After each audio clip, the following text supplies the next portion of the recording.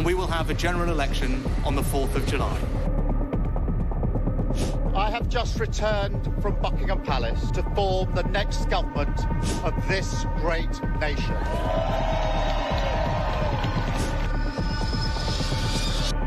Take a look at what happened.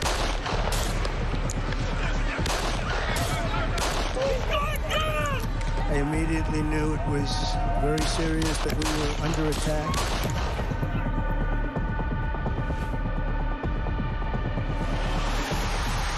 The time has come, and this surely is England's time. Williams, who scores, and Spain lead. Shot from distance is in.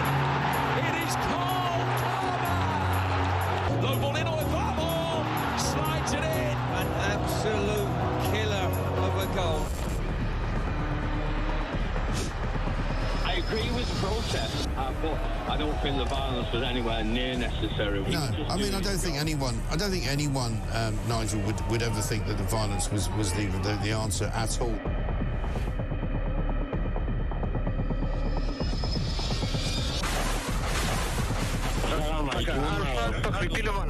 אזרחי ישראל, אנחנו במלחמה.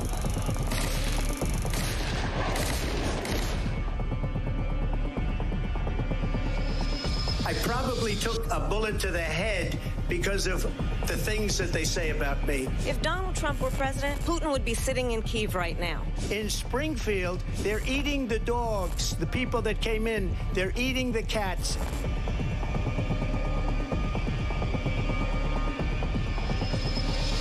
The Liberal left couldn't understand that this man could be anything other than the great newsreader, a man of integrity. Is it possible in any way?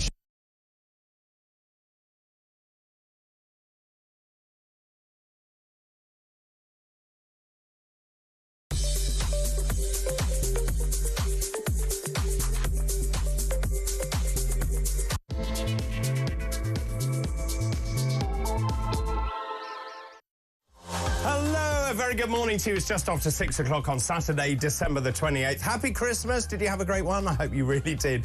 I had a very interesting 2 days, which I'll tell you about a little later on. Did the show on Christmas Eve, got home, the heating had failed. That was always nice. Then the family came over, then water came through the ceiling, then the dog ate all the cheese. I mean, it really was quite a Christmas. Anyway, I'm very happy to be back in News UK Towers, and thanks ever so much for your company. Now, as you would expect, great news this morning. It's National Card Playing Day, a day that celebrates the joy of playing cards and the social interaction that they can bring.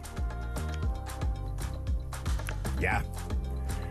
So that's National Card Playing Day. It was all going very well. Also... Oh, there we are. There we are. Well, that was short and sweet. So National Card Playing Day. Also, it's Call a Friend Day today, a day that encourages you to connect with your friends. Also, and I think this is really important, it's a time when some people may feel really overwhelmed, isolated, or lonely in between Christmas and New Year. And if you did spend Christmas on your own, I was thinking of you, and I tweeted about that, saying that actually Christmas can be very isolating for those people who are on their own. Anyway, it's Call a Friend Day today. Hello. Hello. Great song, actually. Lionel Richie there. 1983, let's go with that. Also, happy birthday to Denzel Washington. Now, who is he? Well, he's an award-winning thespian. He's been married to Pauletta for more than 40 years. They have 4 children together, and I can't quite believe this, he's 70 today. So, happy birthday, Denzel. Happy birthday to you. There we are. Happy birthday. Right, let's move on and start today's show, shall we?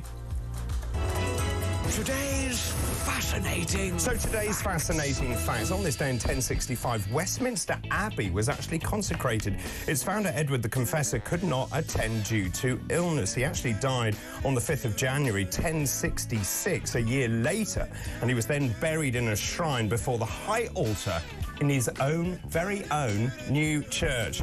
On this day in 1904, the first weather reports relayed by wireless telegraphy were published in London.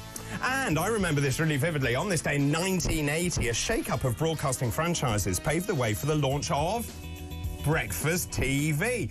The IBA, which was the Independent Broadcasting Authority, announced that the breakfast contract would go to TV-AM and would launch in 1983. And those are today's fascinating facts.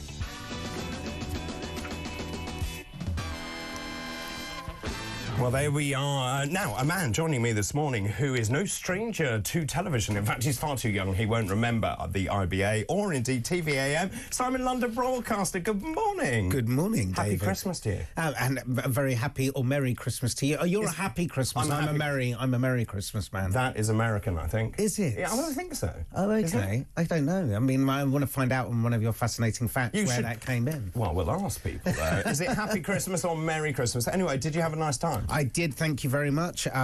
Big thanks to my sister and brother-in-law for hosting my family and the rest of our family and some friends at their place in Stroud, which is very nice. And nice to get out of London, yes. Yeah. Oh, very nice. Yes. It's very smart. Yes, it is. Yes. And it was. Yeah. It still is, I'm sure. It still is, after I left. You've left, yes. Now, did you have any of those kind of family arguments? Did anyone have too much sherry, where they may have overstepped the mark and said things they shouldn't have done?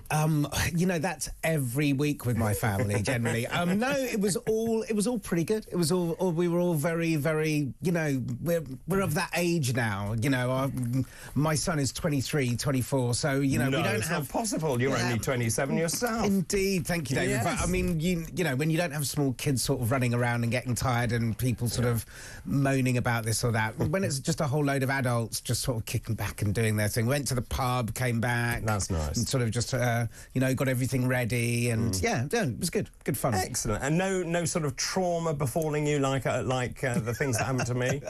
No, that yours sounds... Well, I'll talk about it later, but I got home from the show on Christmas Eve and I thought, gosh, it's cold in this house.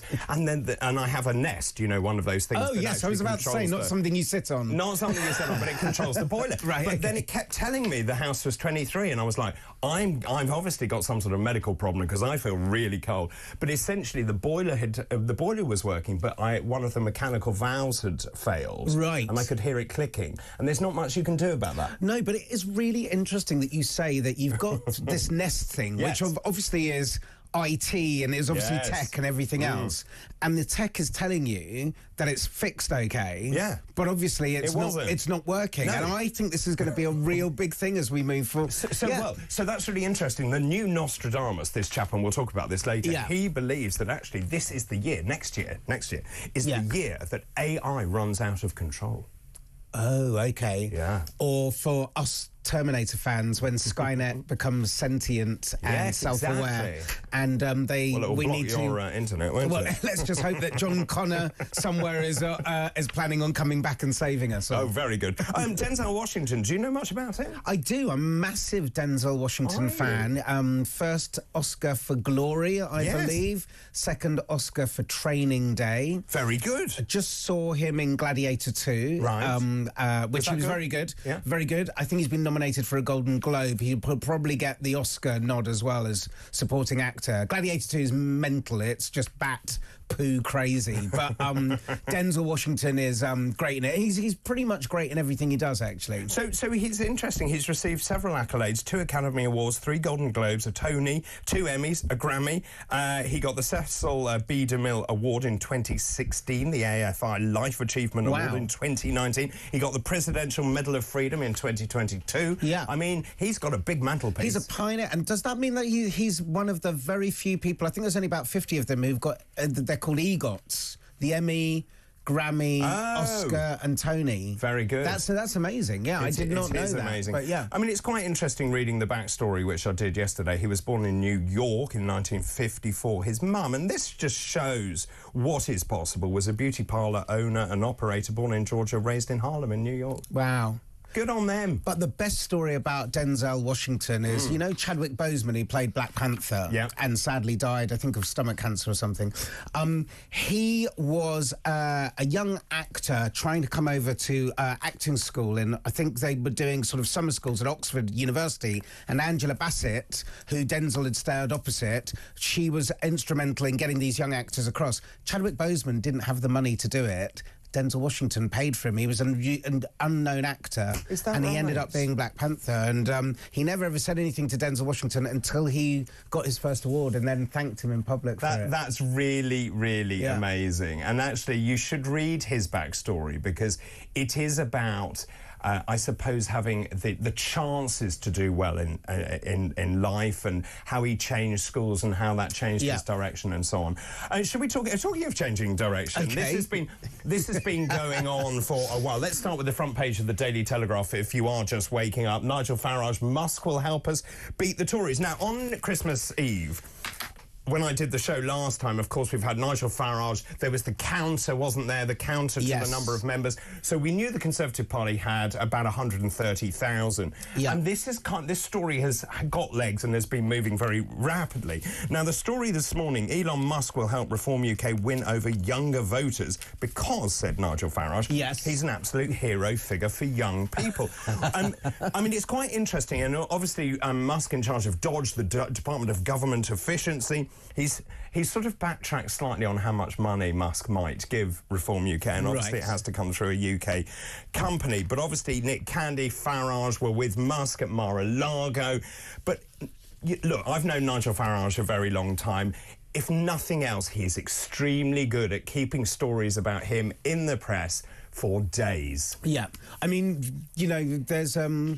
There is one school of thought that sort of Steve Bannon, who was, as you know, mastermind behind President Trump's sort of first campaign, first election, had this idea that you just have to keep on, I'm not going to say the word, but throwing this stuff at the wall. You just have to keep on doing it. It's very interesting seeing on social media how Reform are literally, they are tweeting or Xing or whatever it's called now. They are putting stuff out there all the time, and some of it hits, some of it doesn't, some of it sticks, some of it doesn't, and some of it keeps on going, and some of it doesn't. But you see, that also is to do with the fact that we have such limited concentration spans these days. You know, if you watch young people particularly, you know, it's all swipe. Well, you know, you've got a 23-year-old. Swipe, swipe, swipe. You know, what is it that captures your attention? 5 seconds of concentration. And you're right, so you need to constantly reiterate the message in various ways.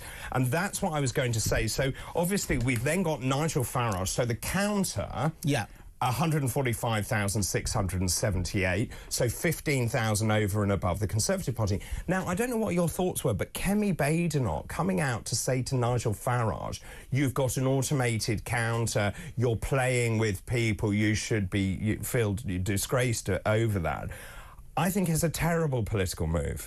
Yeah, I mean, it's interesting, isn't it? Sort of like politics and the media changed shape kind of sort of mid-90s when Clinton came in, and then obviously Blair picked that up with kind of a, you know, Spin and Alistair Campbell, and they were the masters of controlling story, knowing when to kill a story, knowing when to let a story run.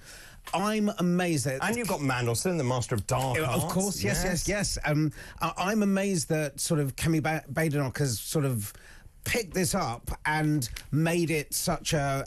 I mean, she's poured petrol on this fire, this smouldering fire of a story, and let it burst into flames. Because if you think about it, you know, she could have attacked it in so many different ways.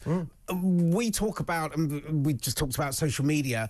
In social media, there's such a thing as a vanity metric, and that's views on YouTube, you know, or views on a tweet or something like that, or on Facebook. What you really want is you want that piece of information to be shared. Because if somebody shares it, they're basically saying, I endorse this, this represents my views. It's the easiest thing in the world to go through and just like stuff. So one could argue that just saying that you have a lot of people who've joined Reform is a vanity metric. They've only got 5 MPs. So why concentrate... Well, but you've got 4 million votes, so they got more votes than the Lib Dems, but it didn't translate into the same number of MPs. But we can choose which bit of that we want to kind of talk about. So what we talk about is look at the number of MPs, look at how many people we actually have in government or how many people we actually have in opposition making a difference. Being dragged in to talk about the numbers just feels like a rookie mistake by Badenoch. I just don't understand why she did that. I totally agree. So she's now playing into his court. Yeah. And, I mean, it's fascinating. So Kemi Badenoch wrote, manipulating her own supporters at Christmas, saying, Nigel, it's not real, it's fake, coded to tick up automatically. We've been this is where it gets really bad. We've been watching the back end for days and we can see it's an automated, I'm paraphrasing slightly. And then X has jumped in with, this statement is false. There is an API request that fetches the membership data. So Twitter has had to go in to say Kemi Badenoch is not telling the truth. But who owns Twitter now? Well, Elon Musk, of course. And who has Nigel Farage been hanging out with in Mar-a-Lago? Yes, but she was wrong because it comes off Nation Builder. And I know because I've spent too much time with Nation Builder. I know. So Nation Builder essentially is a political tool, so you can see where your supporters are. We can tell where you are, where you live, whether you're a supporter of reform and so on. So it was linked to Nation Builder. So that number... And I know this because I had a conversation about launching it.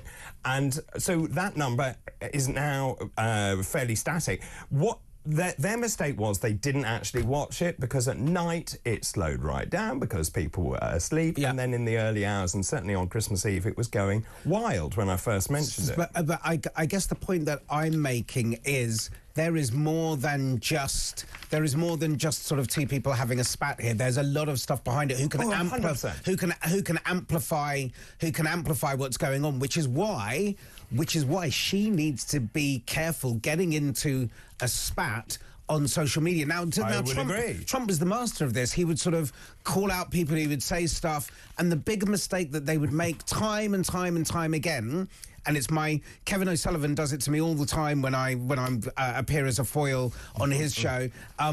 It's the Donald Trump, they're eating the dogs, they're eating the cats. Turned out not to be true, but so many people kind of sort of addressed it and they wanted to fight it so much. Are you saying that Kev uses a dog whistle to attract it? Is that what you're saying? He does. It's more like a dog foghorn because he gets me every time. But he texted you at some ungodly hour this morning, didn't he, to continue an argument? Yeah, indeed, he did, and I will be having words with him when I see him. Well, especially since he should have been asleep at that time. but yeah, no, I mean, getting pulled into these things, getting pulled into these kind of silly arguments where you can actually go and look at some facts or make a strong argument for don't look at the figures, look at what we're doing, look at who we've got elected and everything else. Kemi Badenoch has shown herself to be a rookie leader in this situation. And I believe that she is a lightning rod. She's just there at the moment. If you're ever a fan of The Sopranos... Carry on. They put Tony Soprano should have been leader of the mob, right? But they put his uncle Junior in there because they said, let's have a lightning rod. Let's have somebody who the feds can sort of concentrate on, who can take all the hits, everything that's coming on, whilst behind them we can... So are you saying that she's a placeholder? Yes. For whom? Well, we've got 4 years. Yeah. I don't know... I think we have, yeah. Well, it depends if the country goes increasingly down the toilet. Okay, so the plan is there are 4 years. Yes, the plan is that, yeah. The plan is there are 4 years. I think that people can sort of watch Labour continue. If Labour can't get their act together or anything else, the Tories can regroup, chuck out the people who they feel aren't right or aren't kind of strong candidates, regroup, kick out. The Tories are ruthless when it comes to leaders. Just very quickly, I have to go to a break, but Nigel Farage says the youngest political party has now overtaken the oldest political party in the world. The Conservative Party is dead. Not true. OK. Simon told you. Not true. Thanks for the moment, Simon. Let me throw that open to you, if I may. I agree totally. Kemi Badenoch playing into Nigel Farage's hands here, so essentially commenting on a piece that he's authored. So that has just made things much, much worse. So then it got me thinking this morning, is Kemi Badenoch actually the right Tory leader? Is she a lightning rod? Is she a placeholder? Your thoughts, please, on that. 0344 499 1000. Calls charged at the national rate. You can text the word talk and your message to 87222. You can also message us on X as well. You can X us at talkTV. After the break, we'll continue going through this morning's papers and Simon will have more of his own theories. This is Weekend Breakfast. Good morning.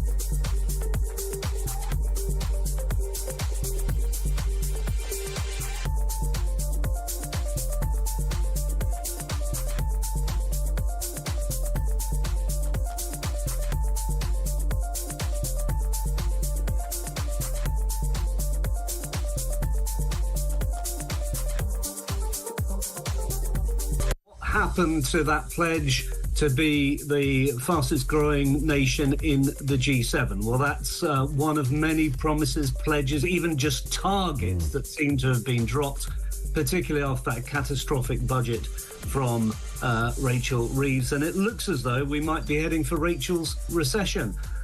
They all talked about Rishi's recession a year ago. Well, if you use that kind of language, it's going to come back and haunt you. So Rachel's recession, I'm afraid it will have to be labelled that. Demonstrating it's do what I say.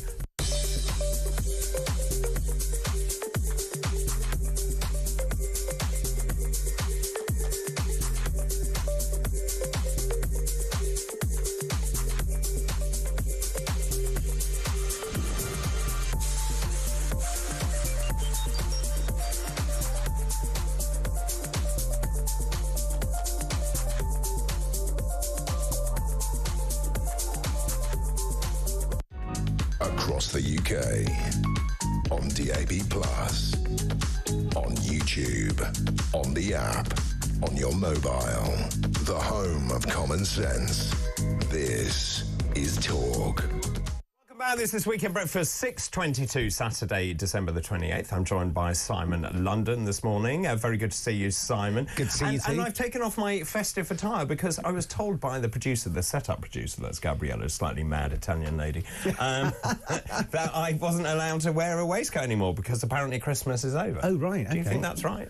Is Christmas over? I don't think so. No, so I mean, you know, I know that we're in. Susie Dent called it the Meroneum, which I love. We're in that part of Christmas at the moment, between Boxing Day and New Year. Now, I keep on saying Happy New Year to the end of January. I think you can say Happy New Year. Yeah. So I will say Merry Christmas up until New Year's Eve. We need to get to the bottom of Merry Christmas or Happy Christmas. Yes. Oh, so it's Merry Christmas and a Happy New Year for you? Yes. Oh. What do you have? Happy Christmas and a Happy New Year. I've only got one word in my lexicon. That's it. Happy. Yeah. Okay. Lots of messages coming in, as you would expect. Good morning to you all. Lots of our regulars awake already at 6:23. Sharon Miller, good morning to you. I'm asking this morning, is Baden not the right Tory leader? Has she fallen into Nigel Farage's trap? Let me know your thoughts, please. 0344 499 1000. Those calls charged at the national rate. Badenoch is such an idiot for accusing Farage of manipulating supporters. No, Badenoch does not need to do that. I'm sorry, I'm paraphrasing this. The public do want Nigel Farage to lead the country. Get over it. You are a poor excuse for a woman. Sharon, that's a bit strong. Sharon in Staffordshire. Thanks for that. Steph, good morning to you. Good morning, David. I don't care who leads the Conservatives. I agree with Nigel. I think they are finished. All that needs to happen now is to get rid of Labour. There's something else really interesting going on, which is, and you were right in that what Reform is now very good at is keeping the momentum, keep throwing out those stories, and now they're starting to talk about the local elections in May. And these are going to be crucial because, in fact, if they can show that they're making ground literally on the ground in those local elections, that is game-changing. The thing Reform never had, and certainly when I was deputy leader, it didn't have the infrastructure, so it was centrally controlled. What is interesting is the Tory party at the height of their success had branches and associations, and it was very much run from the ground up. When David Cameron came in, he got rid of all of that and decided he was going to impose this central diktat, and I think that was the beginning of the undoing of the Conservative Party.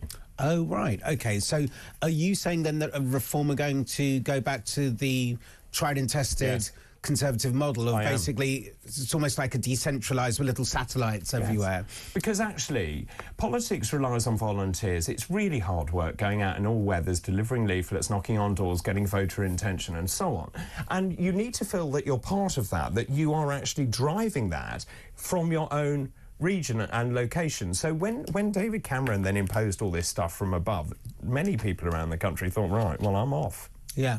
Yeah, and it's interesting actually when Farage was at GB News, and I'm not sure whether he's still there actually. I think he vaguely is. Yes, I remember that he was taken round. He went round the country doing kind of his show live from different areas. That's right. Which I thought was a masterstroke, because if you can show that you can be bothered to turn up to these places. And it's a bit like sort of the Trump campaigning, isn't it? And Kamala Harris did it sort of a bit later on. But if you can show that you're prepared to go out, meet the electorate and turn up, that's a big deal. It is, absolutely. And of course, again, he had the narrative. Boxing Day, he was at the Hunt. He knows this is going to be controversial. Yeah. And of course, then we get front pages of him at the Hunt in his barber and drinking pints of beer. Apparently, everyone bought him so many beers, he couldn't actually get through them all. Although I find that hard to believe, Nigel. He's quite good at that. Right, okay. Just one other story before we go back to the break, but the Times this morning, grants and cheap loans to install solar panels. One of the things that gets our audience very exercised is net zero by 2030. By the way, no one voted for that. I'd like a referendum on it. But anyway, this is the government's new policy, because obviously they're stopping hybrid cars, aren't they, by 2035.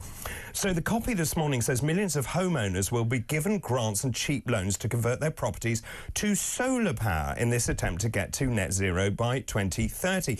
They're drawing up plans to subsidise the cost of fitting solar panels, and this is going to come from a $6.6 billion warm homes plan, which will be allocated in next year's spending review. So if you have a fuel poor or a fuel poverty house, you're going to be given the cash. But for people who have a bit more money, will be able to get government-backed loans to put in this net zero stuff. And so essentially, what's underpinning this is heat pumps are incredibly inefficient or expensive to put in, and it's expensive to run. Now, what they're saying is if you can harness solar as well and you get batteries, then all the equations make sense. It's a difficult one. I mean, I'm of the opinion that it is something that we need to be looking at, and it's something that we need to address.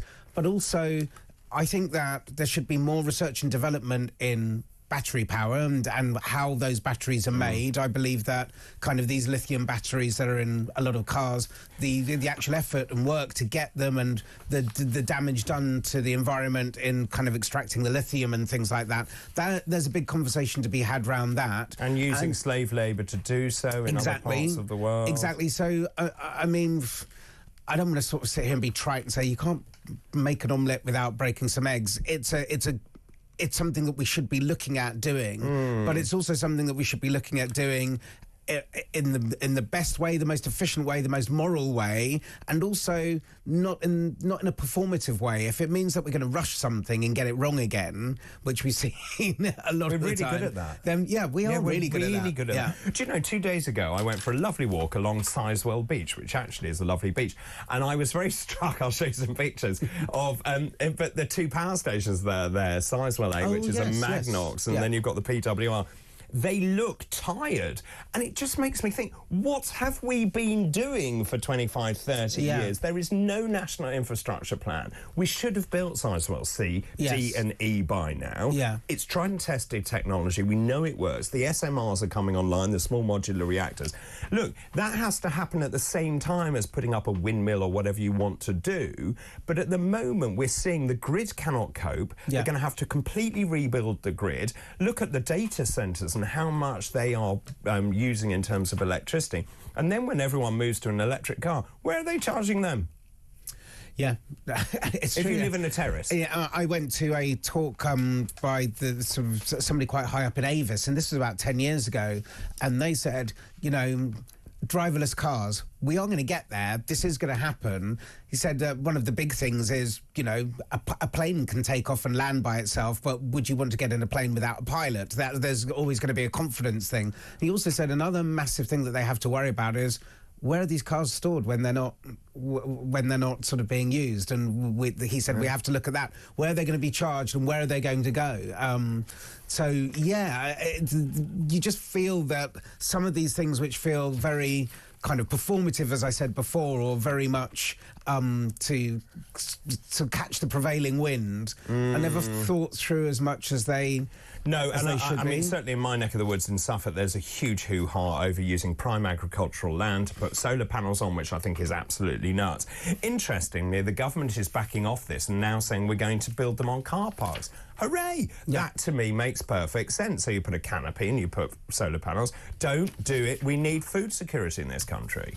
Well, there's a great picture of, I think it's sort of like a motorway, and I think it's somewhere like Holland, where down the central reservation, they've put solar panels, and it means it's a shaded cycle track for bicycles. I love that. Which is just great. So if you want to cycle on the sort of main roads, you know, these big trunk roads, you can do it, and at the same time you're protected from the sun and the elements and everything with a solar panel roof, which is very clever. You see, that's the sort of inventive thinking we need. You and I should be in government. Simon, thanks ever so much for the moment. So Kemi Badenoch, of course, wading into this this argument with Nigel Farage. Your thoughts on that, please? Is Badenoch the right leader? Is she a lightning rod, as Simon said? Is she a placeholder? Is the next leader going to come along? Also, by the way, what are the Tory policies?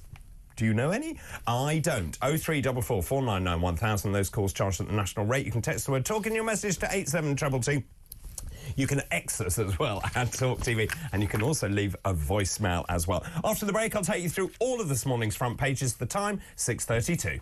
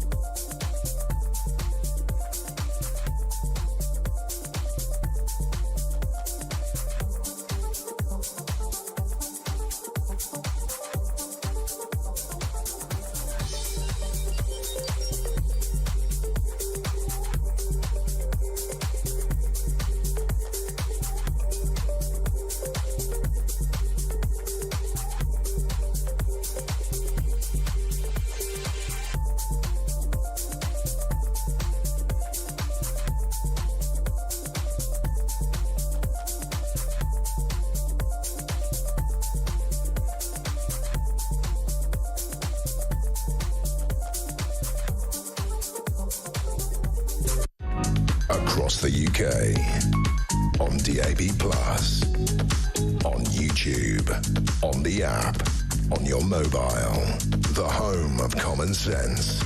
This is Talk. Welcome back, 6:34, Saturday, December the 28th. What did you call this period between Christmas and New Year? It's a Susie Dent word. You know, her what does the dictionary what corner. does those lettery things. Dictionary corner on Yes. Countdown. Yes. The Meroneum. The Meroneum. Which I think is, you know, is it a portmanteau? It's two words, really, isn't it? Yeah, that's put together. A portmanteau. Very good, very good. So there's another quite a nice story here just before I go into the front pages, just saying that 2024 is the year of the vaccine, the cancer vaccine. It's just interesting, this. 10,000 people could receive bespoke cancer treatments on the NHS, the world's largest publicly funded health service, by 2030. We are seeing personalised medicine. This is the way that I think medicine is going to go. In the old days, when you had a cancer, we gave you chemotherapy, radiotherapy. It's not very well targeted, and the side effects are because you're basically obliterating any fast-growing cell. Just in terms of what we're now doing, it's not to prevent cancer, although in the cases of HPV, for example, which stops cervical cancer, it is. But these are solid tumours. You give a vaccine, you then have targeted response. I mean, that's mind-blowing technology. That's incredible. A friend of mine had I think, the beginnings of the first stages of prostate cancer. Right. And I think he had sort of some pioneering surgery where they put sort of radioactive things that were sort of the size of a grain of rice. Yeah, and they put that on the tumour and it shrunk it. And are we going to see, though, I mean, I heard that the whooping cough over in America is the numbers have gone up massively because a lot of people are very vaccine sceptic out of the back of obviously But COVID. of course there is a real difference between the COVID vaccine, which was rushed out. We didn't have the efficacy and the safety trials, in my humble opinion, that we should have done. And then you've got the difference between that and pertussis, whooping cough, which is tried and tested. Yeah, and saves lives. But as we know, the sort of I wonder what is the future for kind of getting confidence back in vaccines after sort of everything that's happened over the last couple of years. But you see, I'm old enough to remember when I was doing Watchdog Health Check on BBC One with MMR and Andrew Wakefield, and of course all that stuff. Yeah. And that then dented confidence enormously, and we saw the drop-off, and then kids started getting measles. Yeah. And so it's kind of building that confidence back up again, which, but that is an amazing story, and yeah, it is. Yeah, it is. Great. And we'll talk a little more about that later on. Let's just go through the front pages. If you are waking up this morning, Simon and I were talking about this story. Front page of the Daily Telegraph first. Farage: Musk will help us to beat the Tories. Elon Musk will help Reform win over younger voters because he is an absolute hero figure to them.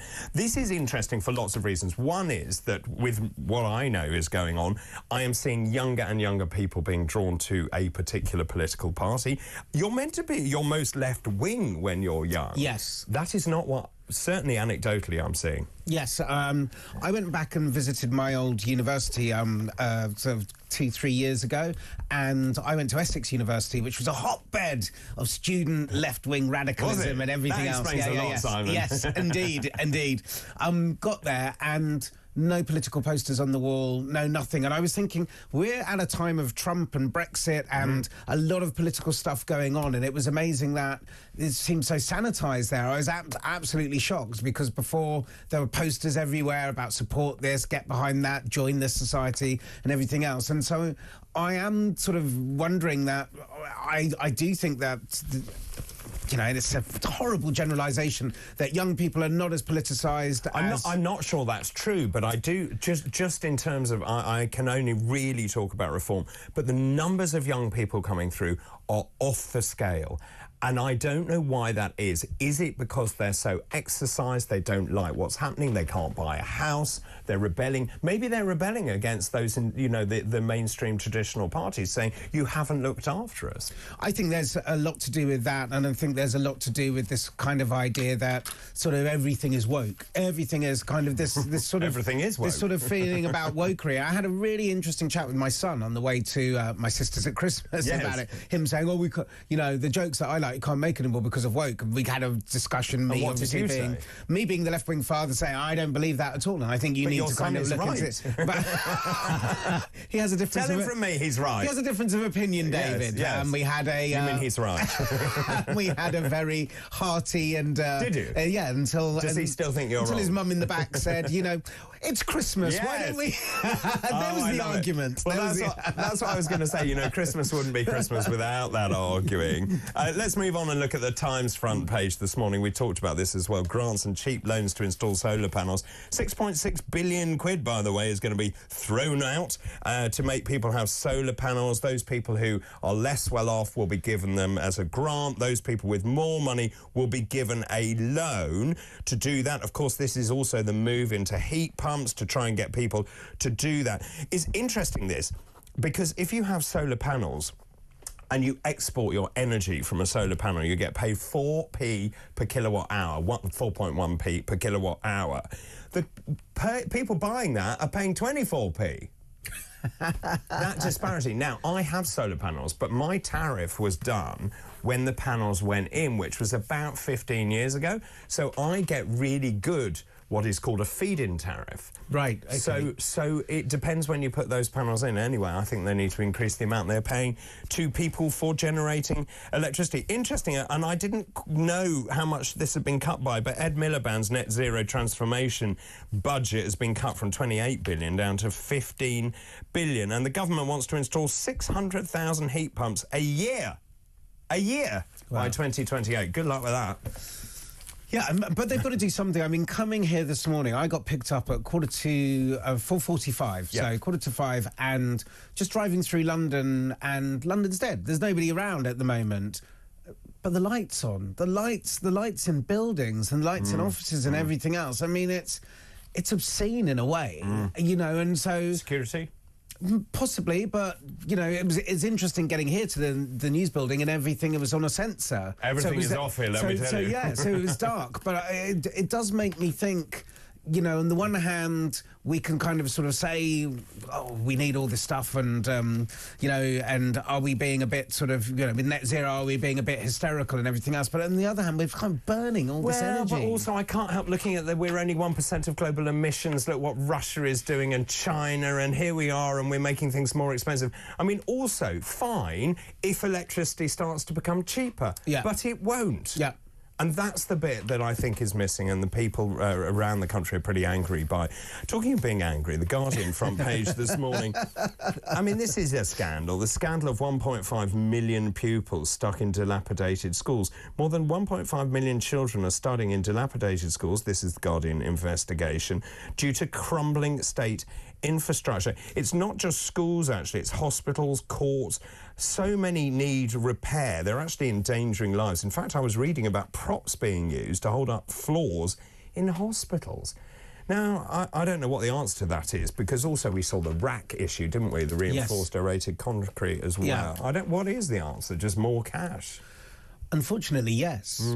Unfortunately, yes. I mean, that's the only way. That's the only way around these things. But it just sort of seems that priorities are, you know, priorities are all wrong. Should we, you know, should HS2? You look at that black hole. Well, I think you'll find the Labour government has extended it, haven't they? Well, I mean, I wonder whether they did.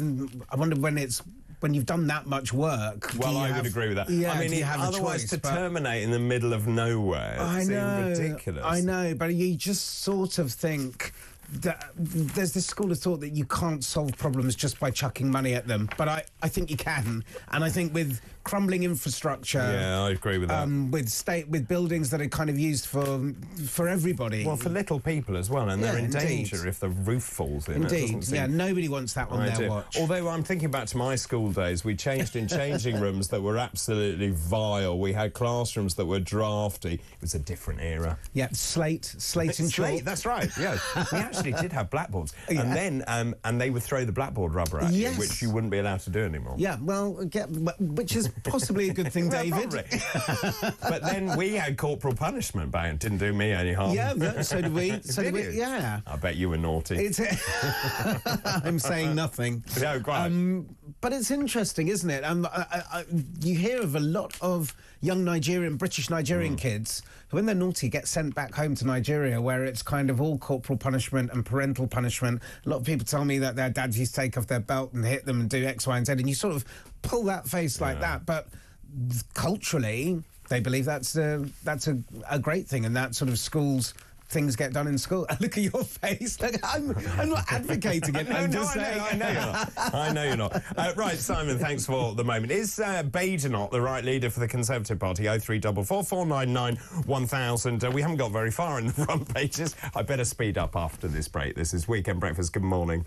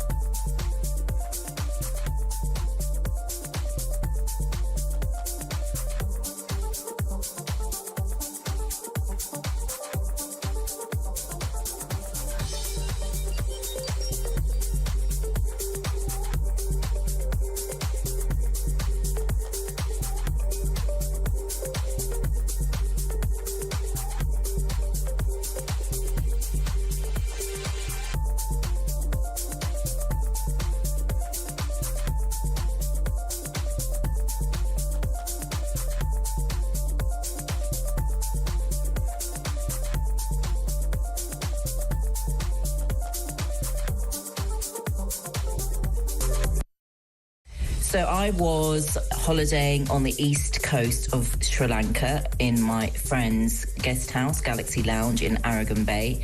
And I was asleep in my hut, which was just off the beach, just a few metres from the beach, when the tsunami struck. So the first thing that I became aware of was the door to my hut flinging open and water flooding in at first, and then in the split second it was flooding in, it started to come in from all sides of the doors and the windows.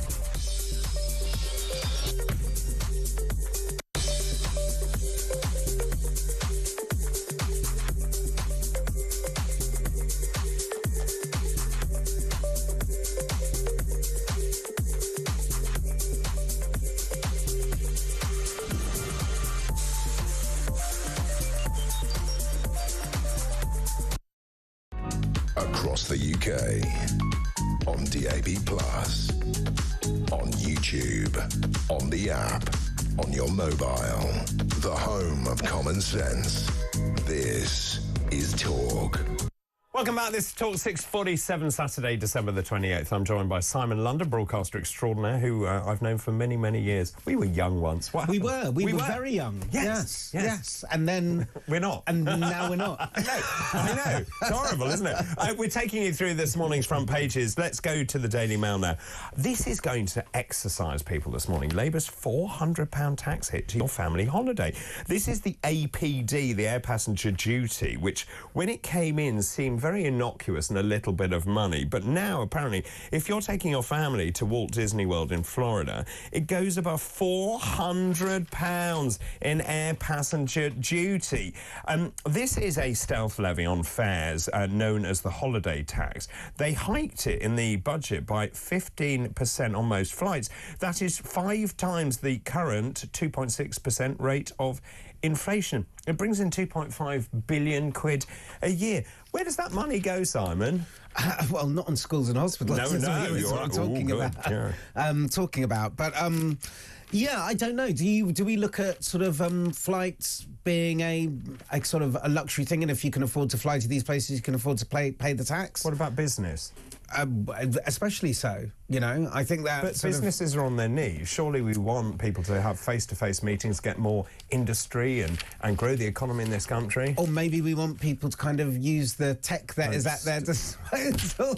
There's always a counter-argument. Rolling your eyes. Or go by Eurostar where you get stuck for whatever it was yesterday, 6 hours in a tunnel. Yeah, I mean...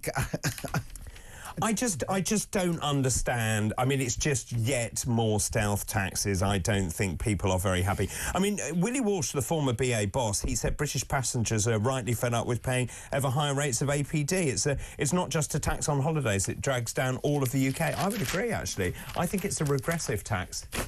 There we go. There we go. iWeekend water firms.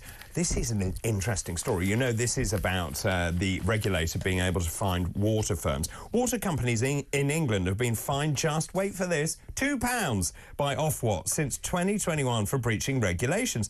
I mean, so that basically, if the water isn't clean enough, they then can basically then levy fines against them. What the firms have done instead, they've agreed multi-million-pound compensation and investment packages, saying, well, don't fine us, we'll put some money into the network.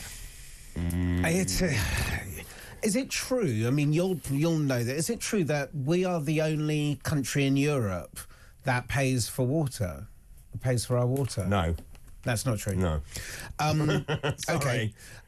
Not at all, because in Spain, Hidroagua is the state-run water company. I just feel that the water firms and what's happened with the water firms, the privatisation and how they've played us all for fools and what they do, and, you know, poor old Fergal Sharkey goes round banging the drum and sort of trying to point this out, and yet people are still being poisoned and they're still effluent going into our well, rivers. You see, they're allowed to do discharge into the rivers and into the sea when the system is overloaded. Now, that's a very difficult thing to quantify, isn't it? Because indeed. You just say then the system is overloaded. Yeah, it's disgusting. It is disgusting, totally. And also, you've got to then look at Thames Water, for example, which is, I think, the largest water company, and of course the amount of building that's going on. But we haven't invested, which is why the super sewer is now has it been finished? But anyway, it's gone in. Yeah. It's gone in. But But again, we're relying on Victorian architecture here. So again, there hasn't been the investment. Of course, they're paying the shareholders. And, you know, and they borrowed money to pay the shareholders' dividends and everything else. So the expensive investment, so...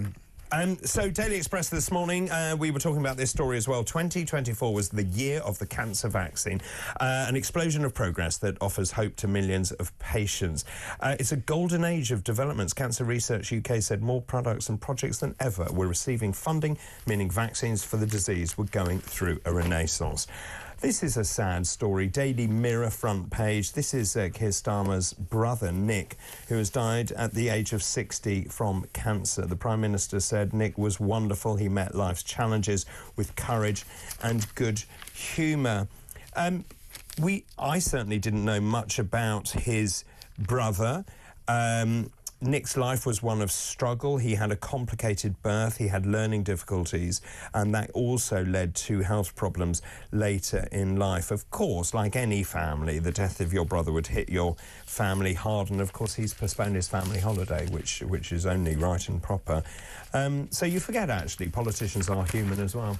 Yeah, very, very difficult. And I've seen, again, sort of on social media, people kind of who have sort of tried to tie the death of Starmer's brother into the hypothetical deaths of any pensioners who won't get their winter fuel allowance. And I really just feel that sort of people need to... You know, step back. Step back. If you're going to press send on that button, just sort of ask yourself, does this make you... Does this make you a better person? Is this doing something that you would be proud of? Would you want to see or read this if this was your family? I would agree as well. Just but you see, that goes back to social media. It's so easy, isn't it? Oh, it's so easy. When the curtains are closed in your bedroom to fire off some vile message, which you would never say in real life. Yeah, yeah. Let's look at the Daily Star now. Paul Burrell, ghost of Diana's Diana. rock. Yes, Diana's rock. Well, apparently Diana was his rock because the ghost of Diana found me a husband. Yes, Paul Burrell has revealed how the spirit of Diana guided him to meet his husband-to-be on a train. Quick, page 5. I want to read the rest of this. Yes, apparently. So, where's the rest of it? Yes, so apparently... her ghost, played matchmaker by sending him a husband. And as we know, he died for 10 years until her death. The royal played a spooky part in the chance meeting which took place 10 years after she died. Yes, he said he was on a train. He had a sliding doors moment with Cooper, 62. He locked eyes with the lawyer from across the train carriage. That's all. I just looked down the aisle and smiled and thought, ooh, what just happened? Something happened. And so, therefore, the ghost of Princess Di was involved. And then finally, the Sun this morning. I don't know where to go with that. Thank you for going so quickly that I can't even, get my sick bag. But thank you. And the Sun, this is Mean United. Man U co-owner Sir Jim Ratcliffe has been dubbed Scrooge after cutting funding for a charity helping former players. They previously gave £40,000 a year, which is small fry, I would suggest, for a big football club. That's not even a week's wages. It's nothing, is it? It's a sandwich bill for them. Yeah. They gave 40 grand a year to the trust, which fears it will fold without the lifeline, and supporters say it was a kick in the teeth following £23 billion tycoon Sir Jim's ticket price rises and a Christmas do ban. Ooh, Scrooge. Wow. That's not a great headline, is it, to wake up to? No. Right, keep all your messages coming in, please. Kemi Badenoch, Nigel Farage, that's still rumbling around. If you're waking up this morning, the headline, the front page of the Daily Telegraph, Farage, Musk will help us to beat the Tories. Now, also, this is just continually layering on this story that's been running over the week, and I'm just going to update the tracker. So right now, Reform UK is saying they have 145,000 members. You know, compare that with the Conservative Party of 131,000. Simon's point, though, being really valid.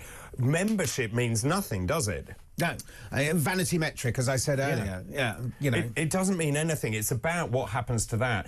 But again, I wonder what the riposte from Badenoch now is. Does she comment or does she stand away? Well, the last thing I heard her say, watching the news before I went out last night, I think she kind of said, you know, she doesn't want us to focus on this. She wants to spend more time Christmas with her family and yada, yada, yada and everything else. But you're the leader of the opposition. Exactly. And in some ways, you know, unless you're Keir Starmer and you've suffered a family bereavement, you're on 24/7. You're on all the time. If something happens, you're expected to comment on it. You're expected to have a view on it. You're expected to be able to sort of put it in with your policy. And also, if you're a skilled, clever politician, you know when to come out fighting and you know when to let the, I think you used the word hoo-ha earlier, which I love. Let the hoo-ha, let the hoo-ha die down. You're not here. What is it? I think it's Winston Churchill said, if you stop to throw stones at every dog that barks at you, you will never complete your journey. Something like that, which is a great quote. It's true. You just got to get on with it. And this Reform and the way that Reform are sort of doing this, they can stay in the news if they keep on poking people with sticks and people keep on reacting. We've seen the Trump playbook, you know, and I know we're going to talk about Trump later. You know, Trump was incredibly successful at pulling people into his orbit. You know, another great quote, I can't remember, says it, never wrestle with a pig. Well, because that's very good advice. The pig likes it, and you both get covered in poo. Is the thing, you know? So Farage, this is meat and drink to Farage. Of course it is. But the other thing is, of course, because Kemi Badenoch doesn't have any policies, and to be fair to her, she says actually we're going to think about this and we'll come back with a really well-rounded manifesto. But you've created a vacuum, and because you've now got a vacuum, that is filled by Reform, and that is what we're seeing. So people are saying, well, hang on a minute. This lot are having a lovely time and having Christmas. I want a party that's going to change things in this country. Immigration, we're going to talk about that. These are, going back to the dog whistle stuff that Reform is picking up and doing very well on. Yeah, and I kind of sort of think that Reform, really, immigration is their sort of North Star at the moment, and it has been for all political parties. Yeah. But the Tories were the last people in charge of immigration when I think 2022, when it's like 45,000 people came over. You know, and they've had this sort of a terrible time of it. They need to get their policies ready. They need to stop. Sort of get Kemi, but she's just not great. She's just not great. And actually, is that your final answer? Yes, that's my final answer. She isn't. No, she's a placeholder. But I mean, look. Also, you had 450 migrants crossing the Channel on Christmas Day. 11 boats. You saw 160 people on December the 14th in 3 boats. So, in fact, she could go after Labour and say, "Wait, you said you were going to smash the gangs. You got rid of Rwanda." You know, she needs to come out fighting if she is going to stand any chance of survival. Simon, thank you very much for the moment. Still tons to come. Keep all your messages coming in as well, please. Is Kemi Badenoch the right leader? How long has she got? Are they going to depose her? Let me know your thoughts on that, please. 0344 499 1000. After the break, we're going to go through some of the big stories that are making the news. We're going to talk about Elon Musk again. We're going to talk about Nigel Farage threatening legal action as well against Kemi Badenoch.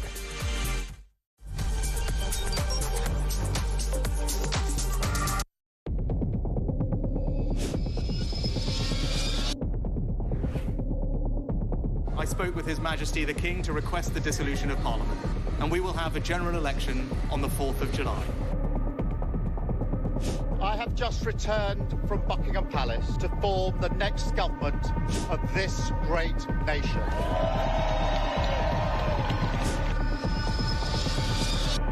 Take a look at what happened.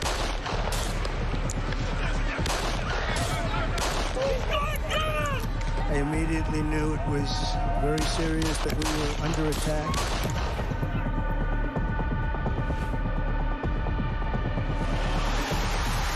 The time has come, and this surely is England's time. Williams, who scores, and Spain lead. A shot from distance is in. It is Cole Palmer. Low ball in on the far ball, slides it in. An absolute killer of a goal. I agree with the protest, but I don't think the violence was anywhere near necessary. No, I mean, I don't think anyone, Nigel, would ever think that the violence was the answer at all.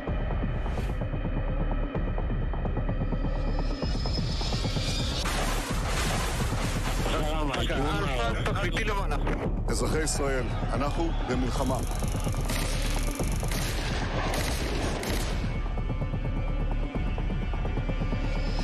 I probably took a bullet to the head because of the things that they say about me. If Donald Trump were president, Putin would be sitting in Kyiv right now. In Springfield, they're eating the dogs. The people that came in, they're eating the cats.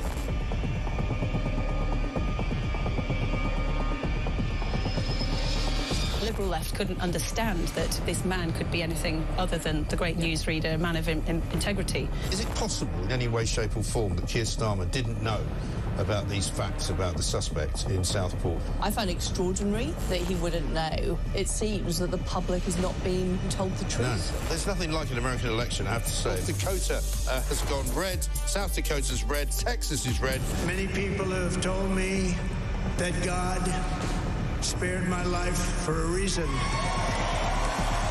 Bloomberg UK reporting Ukraine has made the first long-range missile strike inside of Russia. These are the missiles that Biden has approved.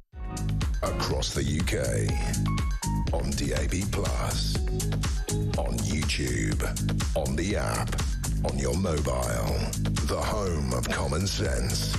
This is Talk.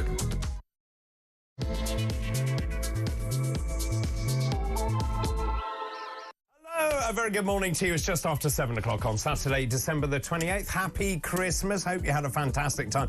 If, like me, I feel rather large and replete, I should say, after 2 days of eating and drinking. So I'm jolly pleased to be back at work. Anyway, happy Christmas. Thanks ever so much for your company this morning. Now, as you would expect, great news this morning. It's National Card Playing Day, a day that celebrates the joy of playing cards, also the social interaction they can bring. Viva Las Vegas. Indeed. That was very short. It's also Call a Friend Day today, a day that encourages you to connect with your friends. Also, this is a time when some people will feel very overwhelmed, isolated, or indeed lonely between Christmas and New Year. So you know what to do. Call a friend. Hello. Is that it? Hello. Just a very quick hello. Hello. And happy birthday to Denzel Washington, the award-winning thespian. He's been married to Pauletta for more than 40 years. They have 4 children together. And he is a very youthful 70 years old today. Happy birthday! Happy birthday to you. Right, let's move on to today's fascinating facts. Today's fascinating facts. OK, I'll give you some new ones this hour. On this day in 1932, Roy Hattersley, Labour Member of Parliament and former Labour Deputy Leader, was born. On this day in 1934, the first Test match for women's cricket was between Australia and England and was held in Brisbane. England beat Australia 2-0 in a 3-test series, with the final match being drawn. And on this day in 1934, Dame Maggie Smith, what an actor, British actor, was born. She made her stage debut in 1952. She's won numerous awards for acting, both for the stage and for film, including five BAFTA awards, the BAFTA Fellowship Award. She currently stars, as we know, if they're still making it, in Downton Abbey, where she is just wonderful as Violet Crawley, the Dowager Countess of Grantham. And of course, for that role, she won an Emmy. And those are today's fascinating facts.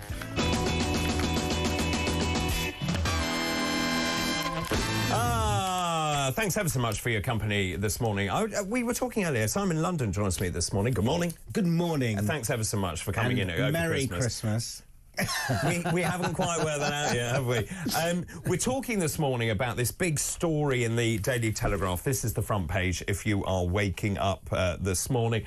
Farage, Musk will help us to beat the Tories. Simon and I were talking about this. Nigel Farage is such a political animal. He's incredibly good at keeping stories in the air. And over the last, well, since Christmas Eve, really, Reform has led the headlines in pretty much every paper since Christmas Eve. So he is now pivoting. This is over the argument with Kemi Badenoch, which we'll talk about. He says Elon Musk will help Reform UK win over younger voters because he is an absolute hero figure to them. I mean, here you've got, and in some ways he is right, because here you've got a man who's the richest man in the world, who's got this obsession with space and technology and Twitter and all the, or X or whatever it's called. He gets the youth vote, and he talks about it's the shades, the bomber jacket, the whole vibe. Elon makes us cool.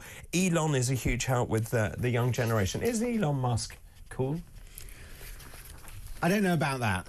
I don't know about that. I mean, he's got a bomber jacket. It's interesting. When I was doing What Just Happened on Talk with Kevin O'Sullivan, he asked me whether Elon Musk was hero, villain, genius, or idiot, and I said, can he be both? Yeah. At the same time, because that's how I feel about him. I don't feel that he's... But there's also a very fine line, isn't there, between genius and madness? Indeed. I mean, I think that... you know, he's a pioneer in many ways. Obviously, you look at Tesla, you look at SpaceX, you look at PayPal, which was his first big thing. I just am wary of the way that he has unveiled himself into kind of these the free speech and how you deal with that. He feels he's a champion of free speech. He does. And he's sort of let a lot of people back on the Twitter/X platform who were banned because of his he feels that, you know, he shouldn't stand in the way of free speech, but also his own AI program, Grok, that he's developed. You put, is Elon Musk a peddler of disinformation? And it says yes. His own AI program calls him one of the biggest peddlers of disinformation. So I don't know just how much of a good faith actor he is. I mean, I don't know. I mean, Nick Candy was there in Mar-a-Lago with Nigel Farage, and of course that was great in terms of generating headlines. But actually, when you read the copy, it seems that he's rowing back. Nigel Farage is rowing back on the amount of money that Musk may give. Of course, he cannot give it directly, but it can come through a UK limited company. Just moving on to Kemi Badenoch, and this happened yesterday. Kemi Badenoch and Nigel Farage have accused each other of faking their party's membership numbers in a row over whether Reform UK has overtaken the Tories. As we were talking about earlier, Kemi Badenoch claimed he was faking the numbers. Nigel Farage is really angry about that, and the story moves on. He's now threatening to take legal action against Kemi Badenoch if she doesn't apologise for accusing him of publishing this fake ticker. So the story here is that essentially she said the ticker ticked up automatically, and Sky News, many other media outlets were invited by Reform UK to see how it was generated. It comes off a platform called Nation Builder, and just to explain, here we are, you can see what Reform UK has tweeted. The Telegraph has seen strong evidence that the figures touted by Reform are based on verified membership data, which is logged in real time through a third-party website. That is the Telegraph. So essentially, Nation Builder is a tool used by many political parties around the world. So you put in the details. When someone joins up into Nation Builder, we can see, or anyone who's involved in politics can see, the voting intention of that household, how many people are of voting age in that household, if they are associated with a political party, and so on. So now Nigel Farage, and you can see the tweet there, the accusations of fraud and dishonesty made against me yesterday were disgraceful. I'm demanding that Kemi Badenoch apologises.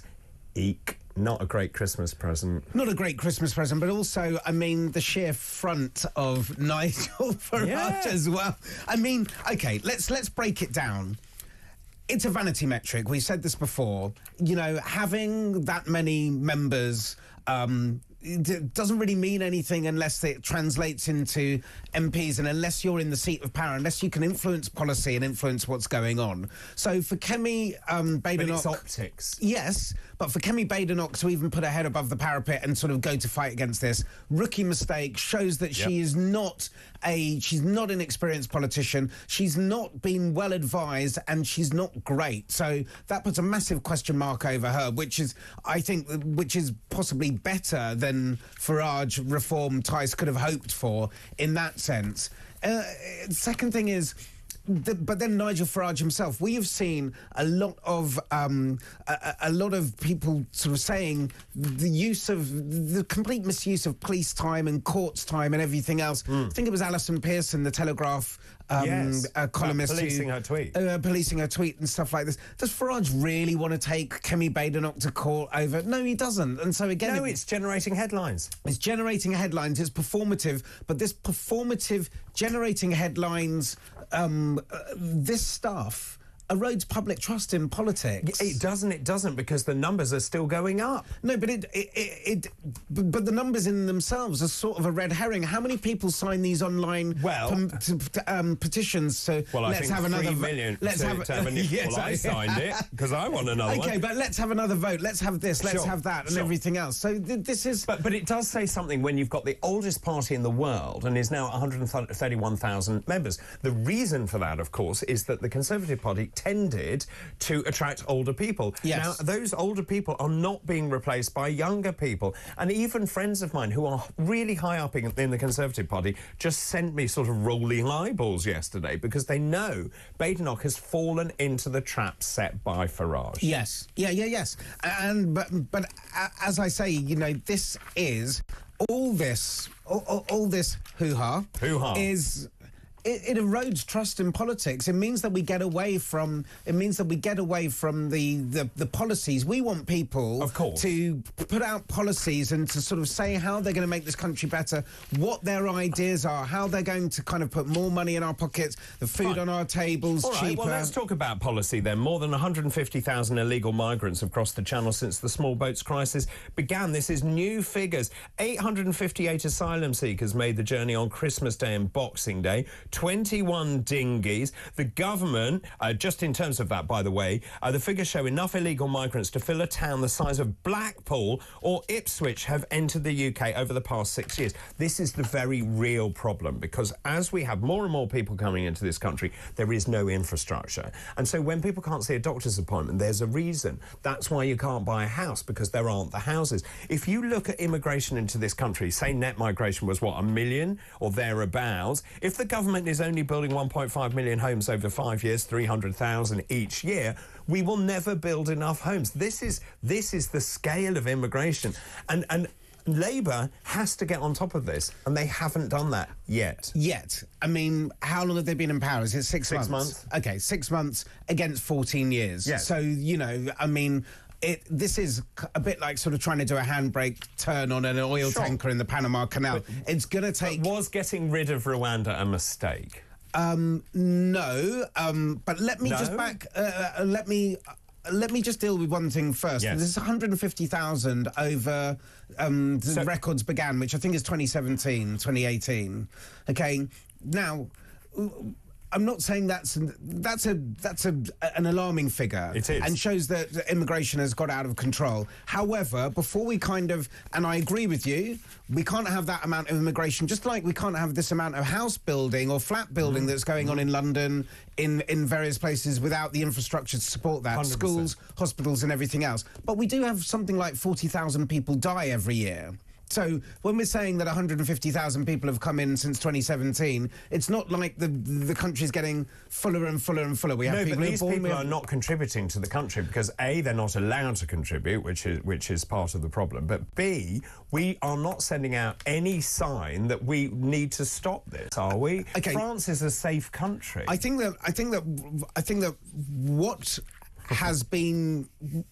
has happened for the Tories is that they saw this, first of all, as an existential threat that helped them get votes, and then the kind of stable door was left open and they couldn't get control of it and they couldn't get on top of it. One of the things I've always wondered, if you say that people can travel through different countries, what is there to stop? If we spend like these millions on these refugee centres, former hotels or whatever, what is to stop putting a porter cabin next to every British embassy in countries that from London through down to Africa, so that if people are travelling through and you say to them, bring your papers and everything else before you dump them in the channel or whatever, come to our embassy here, we will fingerprint you and take some stuff and take some details and everything else. And if we feel you have a valid claim, because there are economic migrants, there are refugees and there are asylum seekers, they break down into 3 different categories. If we feel that your claim is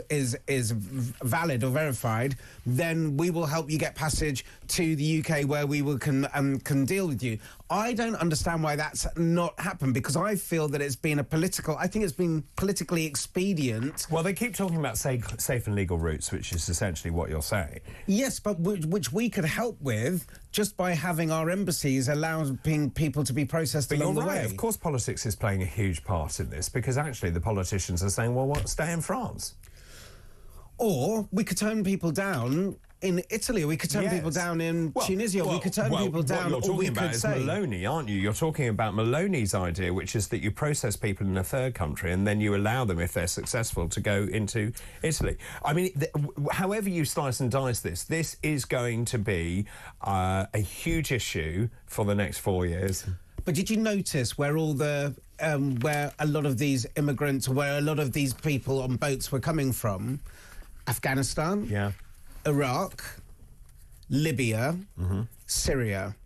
I believe we've bombed all those places. Well, we have in the last 20 years. And of course, our foreign policy has a lot to do with that. So, I mean, but equally, you then have to ask yourself, why are people coming to this country and not to any other European country, which, as far as I'm aware, are not war-torn?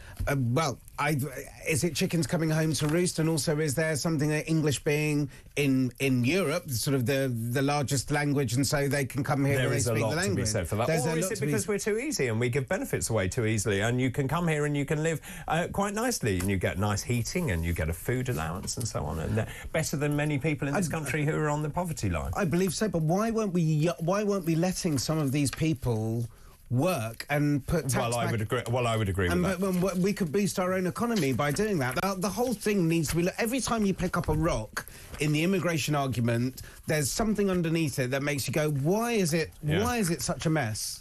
Just very quickly, good morning, David. Sean says, good morning, David. Love the shirt. Thank you. Happy New Year. Happy New Year to you too. Just great show, David, as always. Just a quick question. Is your guest cold? He's wearing a scarf. That's Sean in Warwickshire. You tell him, Sean. You tell him. Just very quickly, before we go to a break, Christmas and New Year's parties and celebrations are looking rather different. Apparently, booze is off the menu. Many people shunning... Not in my family, it wasn't, but shunning alcohol, and people are going to activity-driven venues and experiences, apparently, like Crazy Golf, for example. Oh, yes. Swingers. Axe throwing, I believe, as well. Yes, we did a story at Golf. Could you imagine having had a Christmas sherry and then you go axe throwing? That's not going to work, is it? No, it's not. And I think axe throwing, mini golf. There's even this sort of indoor cricket now. Social sixes. Don't go to that. I'm in a spat with them, so don't go to social sixes. To that one, right? Yeah, they don't pay their bills. But yes, a lot of people doing this more and more. Well, they're saying that young people can't afford booze because, of course, they're working multiple jobs. I as a young person, I don't think I could afford booze, but we still had it. Well, it was much more intrinsically part of the culture, I think. Yeah, and I think there's a lot of what the young people call prinking, isn't there? Pre-drinking. Oh. That's what they do. Prinking? Yeah, so they'll all meet. Oh, that's a good one. They'll all meet. My 23-year-old. Wasn't that called preloading when we were younger? Yeah, maybe proding. Oh, you know far too much. You see, this is why everyone needs a 23-year-old, because then you stay up to date. Thanks ever so much for the moment, Simon. I'm asking this morning, is Kemi Badenoch the right leader for the Conservative Party? Has she just fallen into Nigel Farage's trap? 0344 499 1000. Send a voice note as well to the same note. You can text the word talk in your message to 87222. You can message us on X as well. So many messages coming in about Kemi Badenoch. I'll read some of these out after this break. After the break, we're going to be talking about festive disasters. I had a couple over the Christmas period, and I wondered whether you had some stories to share. Did your Christmas go to plan? Did the mother-in-law get too drunk? What happened? Did the table fall over? Did the turkey disappear out of the window? What happened? Did the dog eat the cheese? Dave Shawn, a comedian, will be joining us after this break. This is Weekend Breakfast. Good morning.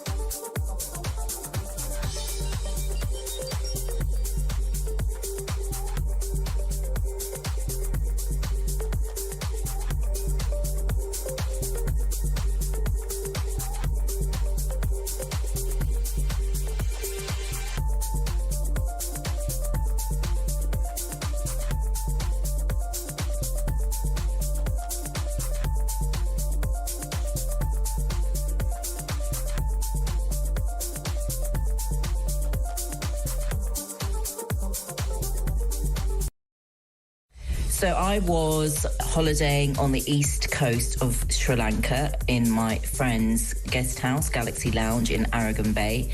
And I was asleep in my hut, which was just off the beach, just a few meters from the beach, when the tsunami struck. So the first thing that I became aware of was the door to my hut flinging open and water flooding in at first, and then in the split second it was flooding in, it started to come in from all sides of the doors and the windows.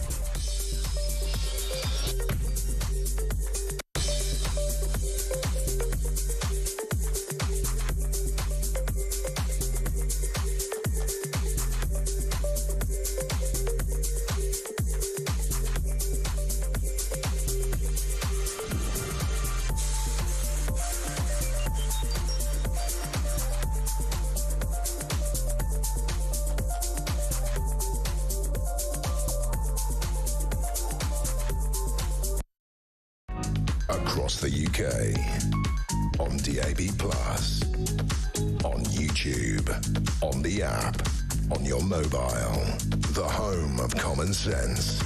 This is Talk. Good morning. Lots of messages coming in. Gary Mitchell, good morning to you. David, we live in a country where millions of us think nothing of paying £4 for a cup of coffee from Costa or Starbucks, but we complain about having to pay around 60p a day for all our fresh water to be delivered to our home and our wastewater to be taken away. Isn't it time we stop taking water for granted and accepted that if we want a decent water service with proper investment and infrastructure, we have to be prepared to pay for it? Simon London joins me this morning. What do you say to that? It's a great point. I really do like the point that he's made there. I was wandering back from a drink at one point last year, and I was a little bit merry, and I desperately needed some water, and I went into Sainsbury's to grab some, and as I was looking for a bottle of water, I noticed that water was twice the price of a pint of milk, and it really made me think, because I was thinking surely they're looking after the cows and the vet's bills and everything else and blah blah blah.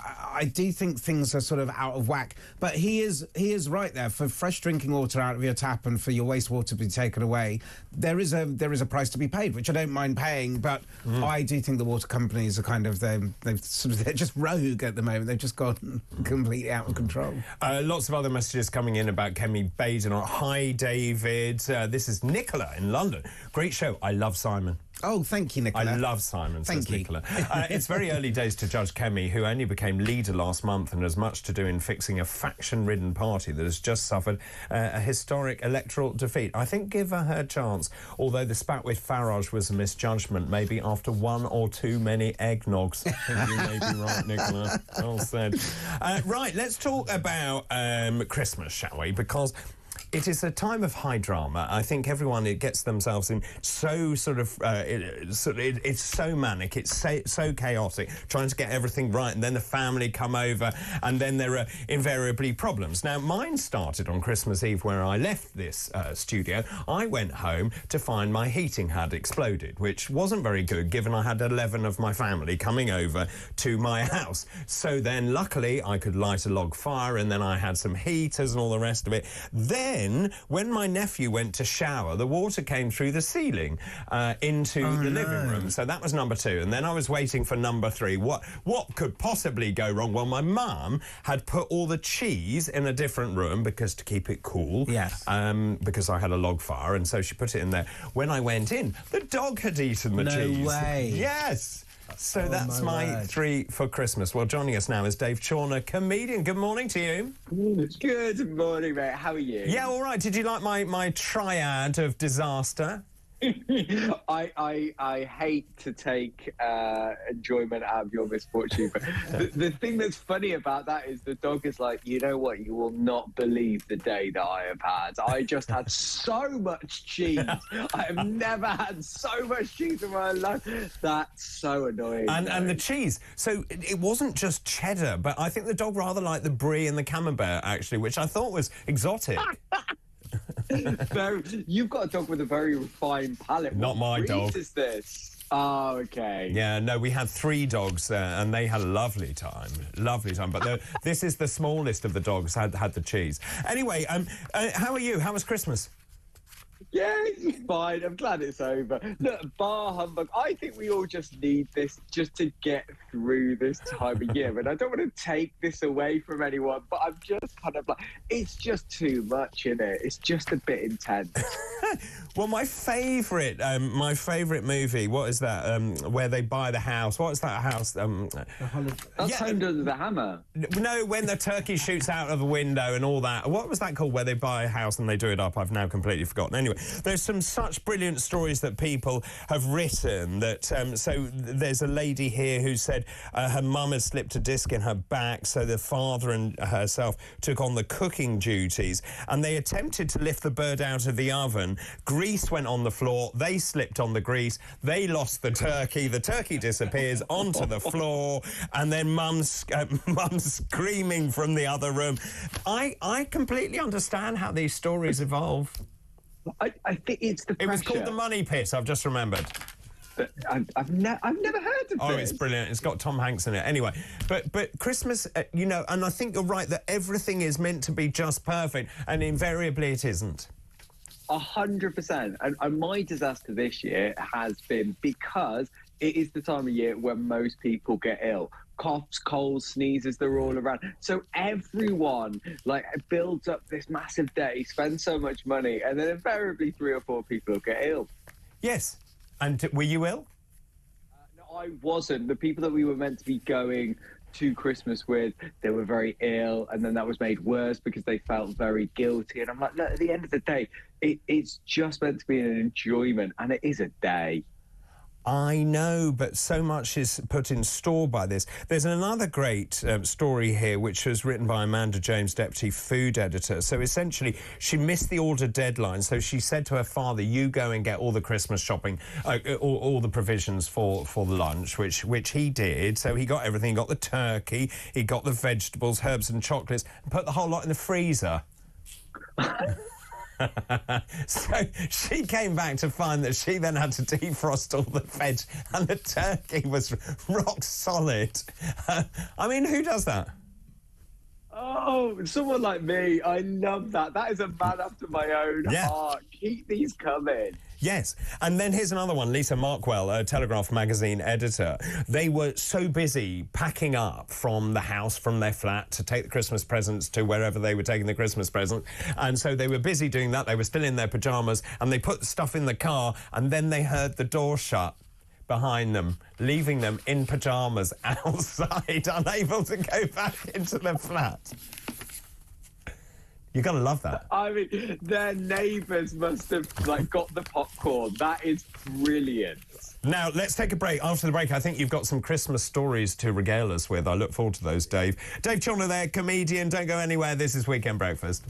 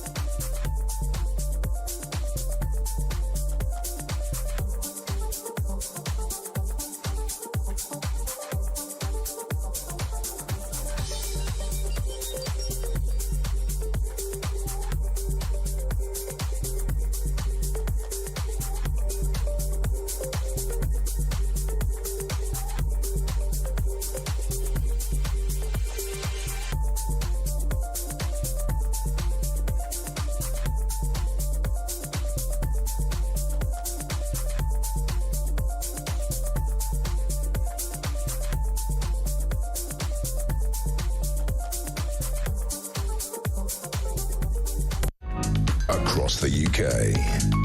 On DAB+, on YouTube, on the app, on your mobile. The home of common sense. This is Talk. Talking to Dave Chawner, comedian, about Christmas and I suppose how emotions run high. Keith Simpson, good morning to you. Keith just messaged me to say, allegedly, after a couple of sherbets, I called my beloved sister a big fat thing on Christmas Day. And she's informed me since then, well, she is actually, David, the same weight as me, and I am a big fat thing. That's fab. Love that. That's the thing, by the way. Well, that's the thing I was going to say. After a few drinks over Christmas, that's when people start saying, I hate my children, or whatever it is. I think that's the thing about Christmas as well. You start drinking so early, and then you have like a sort of Bucks Fizz when you get there. You have wine with dinner, and then you have something after. I absolutely, it is just a cocktail made for disaster, pun intended. No, brilliant. Now, you've got some stories, haven't you? Yes, I have. There's one that has been all over social media that I saw myself, but has made it into, I think it's the Mirror and the Mail. Co-op, Tesco's, Morrison's and others, it has gone to the notice of other people, have already started putting their Easter eggs on sale. And this has got people very hot under the collar. This has been noticed throughout the UK and Northern Ireland. Too soon, do you think? Yes. Easter's, what, 4 months away, isn't it? Yeah.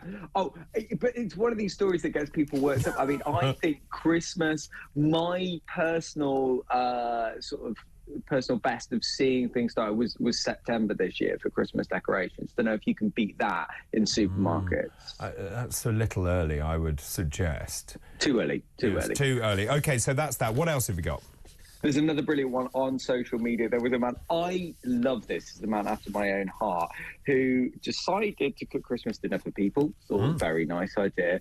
But he used those disposable cooking trays, the plates, the dinner, the bowl, the plates for Christmas dinner so that he didn't have to wash them up.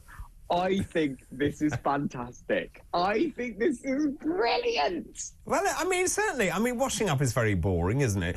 I mean, what's wrong with that? Or did he have those plates like they get at school, you know, where you've got those little moulded things, so you put your sprouts in this one, your potatoes in this one? Do you think it was like that? Problem is, some people think of schools, other people think of prisons. Yes. And you don't want to give the wrong... Well, yeah. Both institutions, you can't leave until you're told you can leave.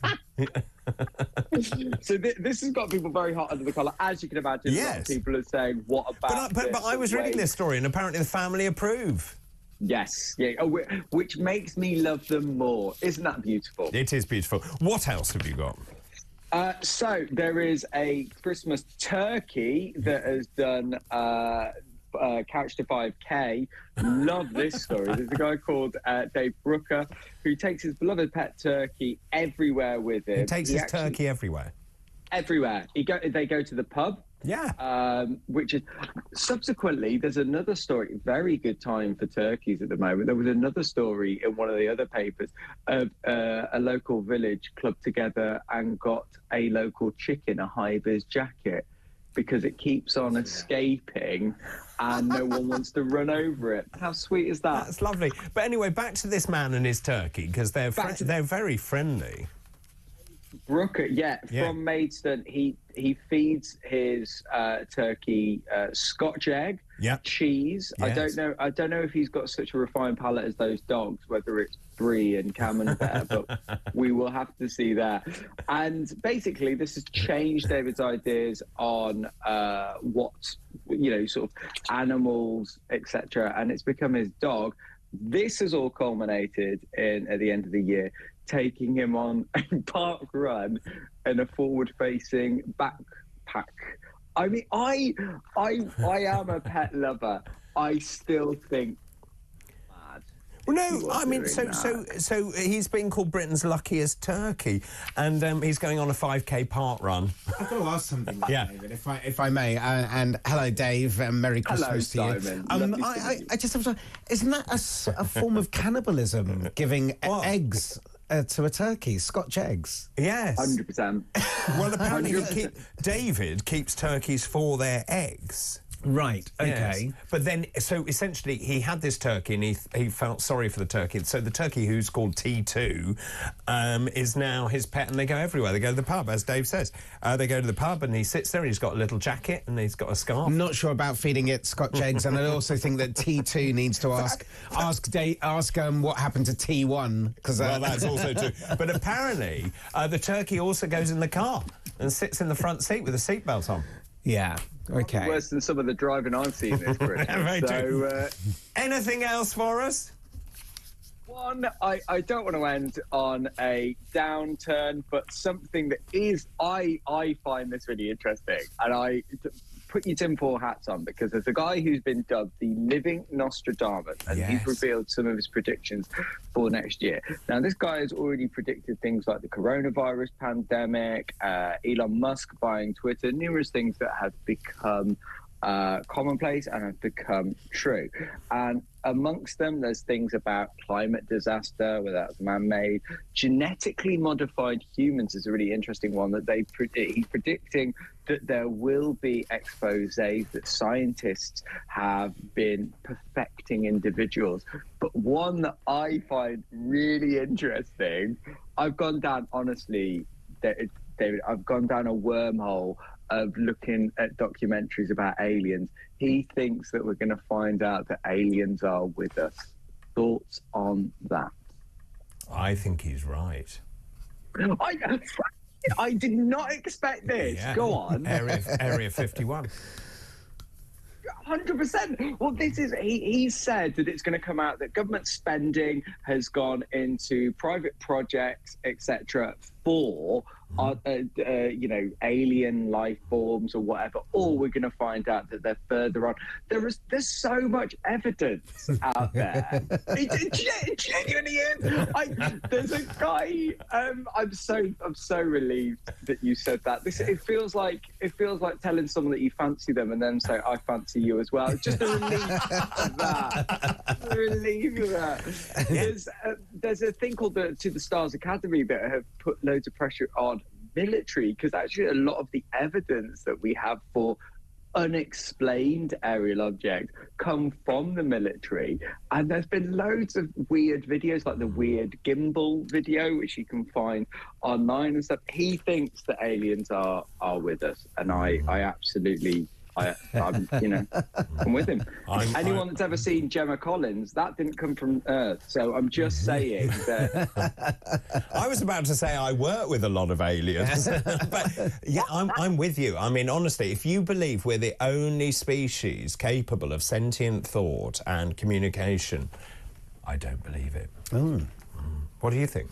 Me, I have got this horrible gnawing feeling that I'm insane.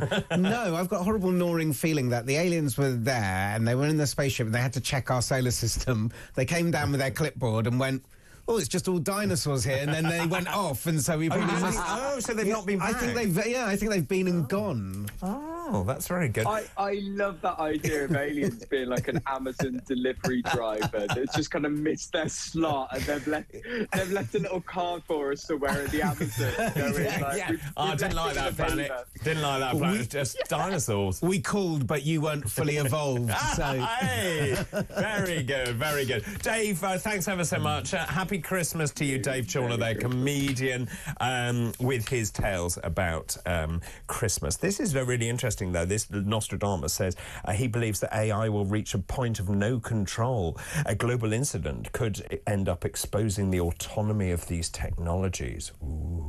Yeah, I mean, I saw the story... I think there is something in there. Yeah, definitely. I think 2-3 weeks ago there was a story about ChatGPT tried to stop itself from being shut down. They were trying to upgrade it or something, and it was sort of doing that. This is the stuff of sci-fi when we were growing up. Yeah, that HAL in 2001. I don't think you want to do that, Dave. Or I'm sorry, Yeah, exactly. My favourite was Marvin, the paranoid android. Yes, paranoid android. Somebody told me this, and I don't know whether it's true. HAL. Yes. is the letters that come before IBM. So HAL would be IBM. And somebody said, oh, no, that's just a coincidence. But it doesn't feel like it. What do you mean? So HAL in 2001 A Space Odyssey. I see. The computer, HAL. Oh, I see. Yes, yes. They called it HAL, and then apparently it was just called HAL. That's what Arthur C. Clarke wrote. But Arthur C. Clarke wrote. But somebody said, have you noticed that the letters HAL, H-A-L, come before IBM? Was it a coded message about how IBM or computers were going to become sentient and dangerous? There's a conspiracy. I wish Dave was back now. We conspiracy need Dave. For Dave. Wow, yeah. that's pretty amazing. Well done, Simon. Let's take a call. Steve is on the line from Leeds. Good morning, Steve. Morning, David. How are you? Yeah, good. Thanks very much. A good Christmas? Yeah. Can't complain. Good. No disasters? No. Just me. Planned and organised. I'm old enough to have it all structured. Well, hang on a minute. I had it all structured, but my heating blew up. You see. Yeah. You just need to check these things before. No, I did. I had a boiler engineer out, but then I had a seized valve. Anyway, what were you ringing about? Kemi Badenoch, I think Kemi Badenoch's just a symptom of what's wrong with politics in general, but the Conservatives, nobody's got any conviction anymore. And I think I was a Conservative voter and I've switched to Reform because at least with Farage, he seems to have a conviction and an understanding of what he's always wanted British politics and British life to be about. And all the other ones seem to rely on focus groups for their opinions, which is why Kemi Badenoch can't tell you what her policies are. Because until somebody tells her what they should be, she doesn't know what they are. And I want to go back to politicians like Thatcher, like Tony Benn, where you knew what you were getting. They never changed. They always believed in a certain thing. That's why they went into politics. And I think one of the reasons Reform is doing so well is because people see a party that apparently has a certain set of beliefs, isn't reliant on focus groups and advisors to tell them what to think. They seem to be in tune with what the public want the government to do, and all the other politicians are busy running around going, oh, tell me what I need to say, tell me what I need to do. Do we join the ECHR? Do we lead? I don't know, I'm not sure. You're a leader. You're planning to be a leader of a party and potentially a prime minister. I think that's that's a really interesting point because I don't really know what Labour stands for apart from making sure the public sector is increasingly large. You spaff money at the unions to try and stop them striking, which won't work, by the way, and will backfire. Then you've got Kemi Badenoch, as you rightly say, not sure what her policies are. At least with Nigel Farage, you do know what he thinks because he'll tell you. Yeah, he does what he says on the tin. If you look at Labour, they've changed their mind on so many things. We support the WASPy women. Oh, no, we don't. We have a go at the Conservatives about potentially taking away the fuel allowance. Oh, we're going to take it away. It's like they've changed their mind, and that's why people have so much distrust in politics these days. We don't trust politicians to actually do what they say they're going to do, because 10 minutes after they get voted in, they go, oh, well, actually, I didn't mean that. I just did that to get your vote. At least with Nigel, one of the reasons Nigel's such a good orator is he actually believes in certain things and says what he believes, and he doesn't change his mind. And it's very hard for people to trip him up because he's got this inherent belief in what he thinks Britain should be, and that's the way I think it is, and you can't trip him up. The other ones, all the others say is, well, you said this last week, and this week you said that, so they get tripped up all the time. Steve, really good to talk to you. Happy Christmas to you, Steve, in Leeds. Let's take a break. After the break, we'll get all the latest sport. Tom Clayton, talkSPORT reporter, will join us. Also, that question once more. Is Badenoch the right leader for the Conservative Party? Can she turn round the fortunes of the oldest political party in the world? This is Weekend Breakfast.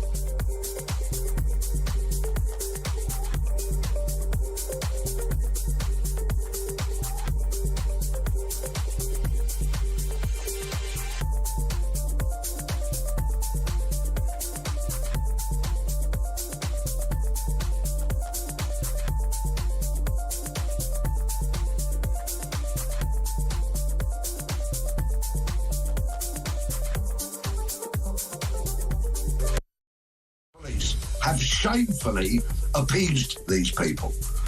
There has, of course, been pressure brought upon them to act more robustly, to when they see that wicked sign calling for genocide, to arrest that person rather than taking their photograph and arresting them at some later stage. They didn't seem to do too much of that when the riots were on in the summer, did they? So consequently, when you appease people, when you appease lawbreakers, you simply empower them, and they become worse and they commit more serious crimes.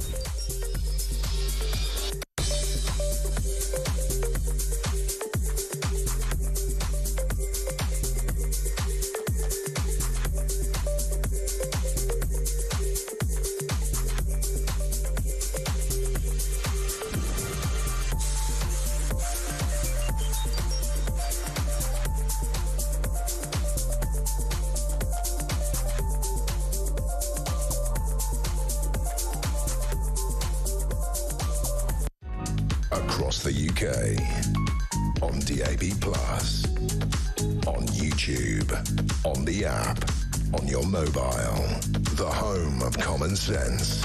This is Talk.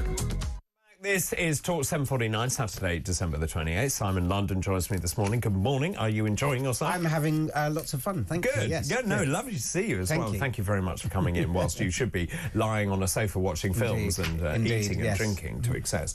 Lots of messages coming in. Jeanette, this is Jan in Newcastle. Good morning to you. No, David, Kemi is not the right leader. I believe the membership plotted to get her in as they know no leader will be in that job for the full 4 years before an election. She's making the mistake so they can replace her. Yes. 2 years before the election so they can say they have a new face, new policies, new, says Jan. Definitely.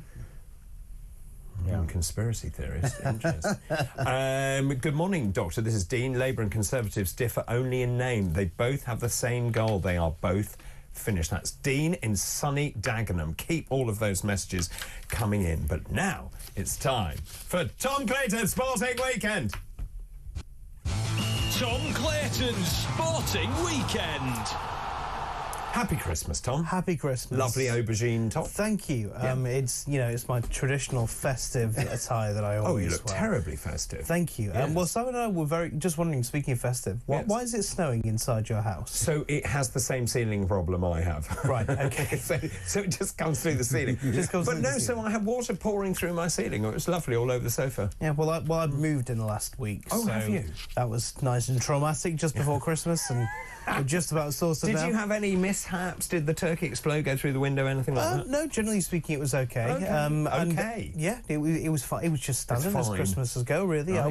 Although I will admit, I was the first to fall asleep on the sofa this year. What time was that? 1:10. That was about 6:15. Oh, okay. While everyone was around playing Trivial Pursuit around the table, I went in the sofa. I went to the living room, watched TV. Within minutes, gone. Did you sleep as well? Yes, I did. I think I slept around between 4 and 6. Yeah. Lovely. Lovely. With a big fat tummy after you've eaten. Lovely. Thank you, David. Yeah, no, I didn't mean that horribly. Oh, dear. Right. Shall we talk about sport? We shall. And I thought, because this is the last sporting weekend of the year. Yes. Last one of 2024. It's amazing that. Where did the time go? I know. Tell me about it. I thought we'd have a look back on some of the kind of key things of this year.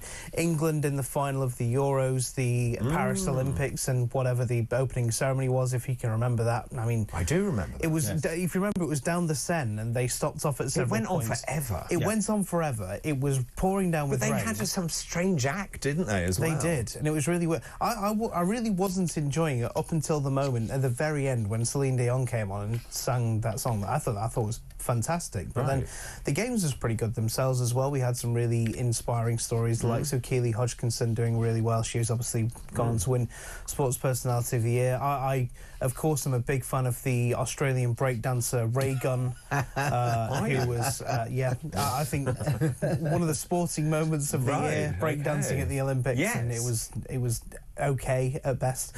But yeah, I think that was great. Of course, we finally got the retirement of Andy Murray this year. Yeah. Which, you know, is a big... How old is he?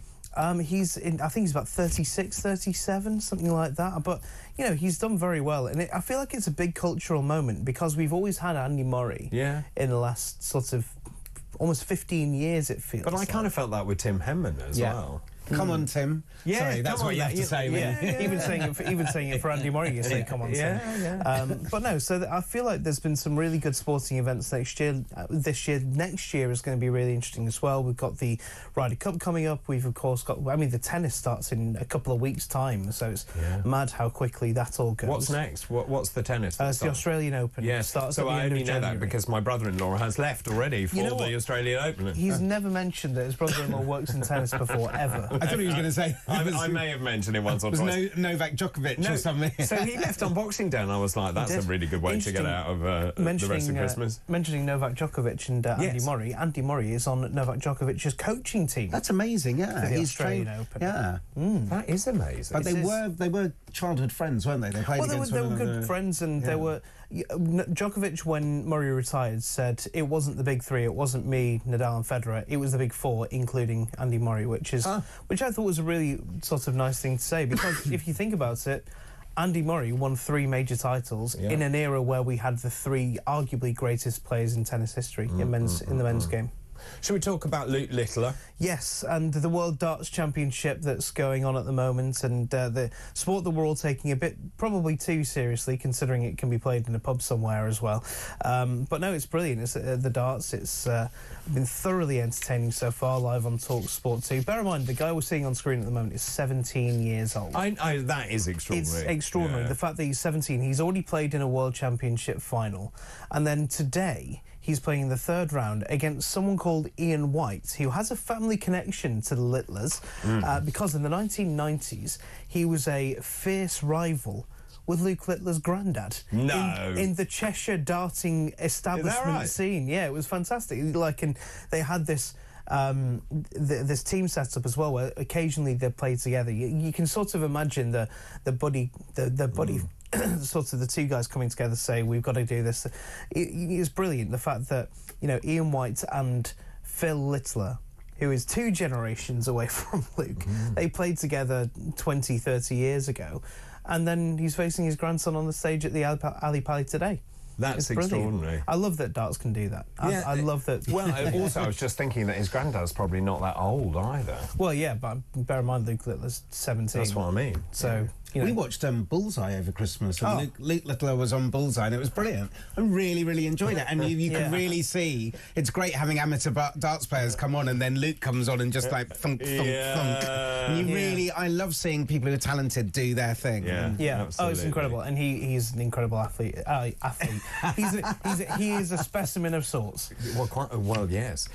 Shall we talk about golf's world number 1? Little mishap. A little mishap that maybe a few of us have had over the Christmas period. Now, you would have thought, with him being the world number 1 in golf, that he might get someone else to do the work on Christmas Day, to do the cooking, to carve the turkey, to do the washing up. He would. Well, Scotty Scheffler's a very humble man, and he decided to do it all himself. Yeah.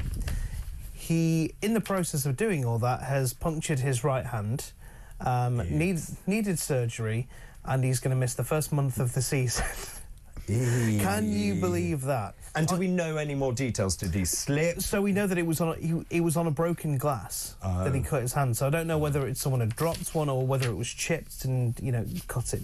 It's not a particularly pleasant thought when you think about it, but it feels like if you're the world's best at a sport, don't cut off the turkey. Well, don't cut the turkey, and also don't pick up broken glass with their hands. Yeah, don't help around the house. Just walk around. That's what I'm getting. That's what I'm getting from there. Yeah, I mean, you can help around the house. No, don't pick up broken glass. Don't help around the house. Tom, thank you ever so much. Thank you. Am I seeing you for New Year? I think you'll see me over the course of the next few days. But for those lovely people out there listening to us today, Happy New Year. Very well said. That was Tom Clayton's Sporting Weekend. Tom Clayton's Sporting Weekend. Brilliant, brilliant. Right, Simon, just before you go, because I know you have to go as well, I rather like this one. You chose a story in The Guardian and The Times. Tell us about that, the highlight of Christmas viewing. Yeah, so this, I love this. It's Toasty Netflix Fireplace beats Squid Game for festive views. So Squid Game 2, the sort of the sequel to the hugely popular Squid Games and Netflix South Korean drama. It's a bit of a comedy drama, but also quite violent and I have awful. no idea what you're talking about. Okay, so there's a huge drama that came out about 18 months ago called Squid Game. Okay. And from South Korea, and it just was the #1 show across the world. They've released the sequel to it on the 26th of December. Right. And it's in the #2 slot on Netflix because Netflix do this fire effects that you can put on your TV, crackling logs. What, like that one? A bit like this one, but without the without the snow in the house. Yeah, the one behind you there. And that's the #1. That's the #1 thing. People just had it on. It's I think it's about an hour on a loop. And there's different packages you can buy and just have in the house. I have that screensaver in my study, and it's psychosomatic. It makes you feel warm. It makes you feel cosy. It's really lovely. Lovely. Yeah. Simon, thank you so much for coming in. David, thank you very much. Pleasure. Lovely to work with you again. Yes, and you. Yes, having known you for so long as well. Thanks ever so much. So what are you doing for the rest of Christmas, very quickly? I am lying on a sofa and lying on a sofa. Yeah! I hate you. I should be here. I should be here. Thanks ever so much, Simon. I wish you a very happy new year as well. Keep all your messages coming in, please, this morning. Is Badenoch the right Tory leader? Your thoughts on all of that, please. 0344 499 1000. This is Weekend Breakfast.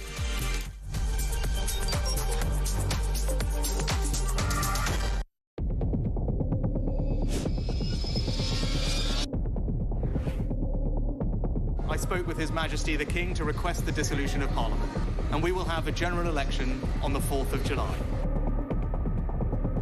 I have just returned from Buckingham Palace to form the next government of this great nation.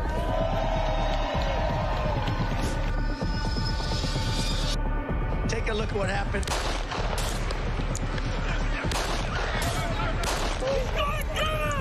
I immediately knew it was very serious, that we were under attack.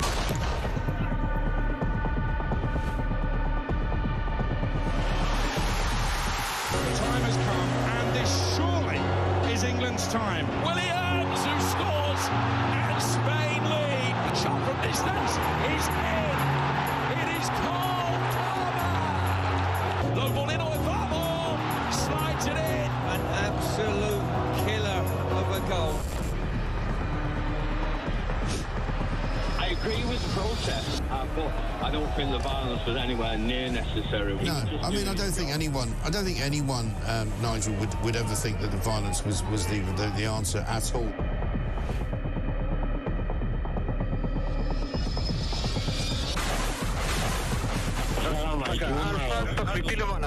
אזרחי ישראל, אנחנו במלחמה.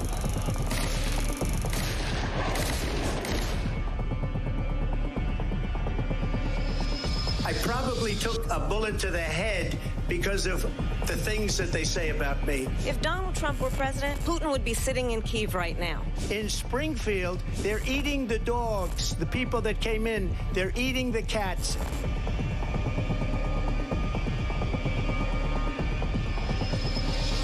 The Liberal left couldn't understand that this man could be anything other than the great newsreader, a man of integrity. Is it possible in any way, shape or form that Keir Starmer didn't know about these facts about the suspect in Southport? I find it extraordinary that he wouldn't know. It seems that the public is not being told the truth. No, there's nothing like an American election, I have to say. North Dakota has gone red, South Dakota's red, Texas is red. Many people have told me that God spared my life for a reason.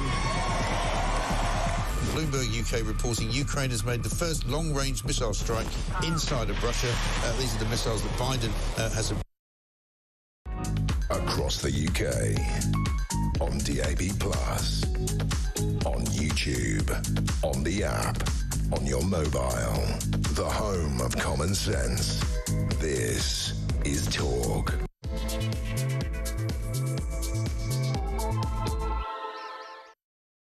Hello a very good morning to you. It's just after 8 o'clock on Saturday, December the 28th. Still, we're celebrating Christmas here. Hope you had a great time. Did it all go to plan? Did the turkey get cooked properly? Did you have any arguments with your family? Let me know if you've had any funny stories as well. I was saying earlier on this morning, I got home after doing the show on Christmas Eve to find my heating had packed up. Then when my nephew went to shower, the water came through the ceiling, and finally the dog managed to eat all the cheese. Apart from that, it was splendid. Let me know your Christmas stories, please. Now, as you would expect, I have great news for you this morning. It's National Card Playing Day today, a day that celebrates the joy of playing cards and the social interaction they can bring. Viva Las Vegas! Still very short. Also, it's Call a Friend Day today, a day that encourages you to connect with your friends. Now, I think this is really important. It's a time when some people may feel overwhelmed, isolated or lonely in between Christmas and New Year. So pick up the phone and call a friend. Hello. Hello. Also, happy birthday to Denzel Washington, an award-winning thespian. He's married to Pauletta. He's been married for more than 40 years. They have 4 children together, and today he turns 70. Happy birthday! Happy birthday to you! Let's move on to some fascinating facts. Today's fascinating facts. So I've got some new ones this hour. On this day in 1943, Richard Whiteley was born. He was best known for 23 years as host of the game show Countdown. At the time of his death in 2005, Whiteley was believed to have clocked up more hours on British television than anyone else alive. On this day in 1963, that was The Week That Was, which was television's first satirical show. It was broadcast for the last time. It was actually taken off air while still commanding huge audiences because 1964 was to be election year, and it was felt that the show could influence voters. On this day in 1993, customs officials at Felixstowe seized £70 million of Colombian cocaine thought to be linked to the mafia. And on this day in 2003, the British government announced plans to tighten airline security by allowing armed guards on some British flights to the United States. That was in 2003, and those are today's fascinating facts.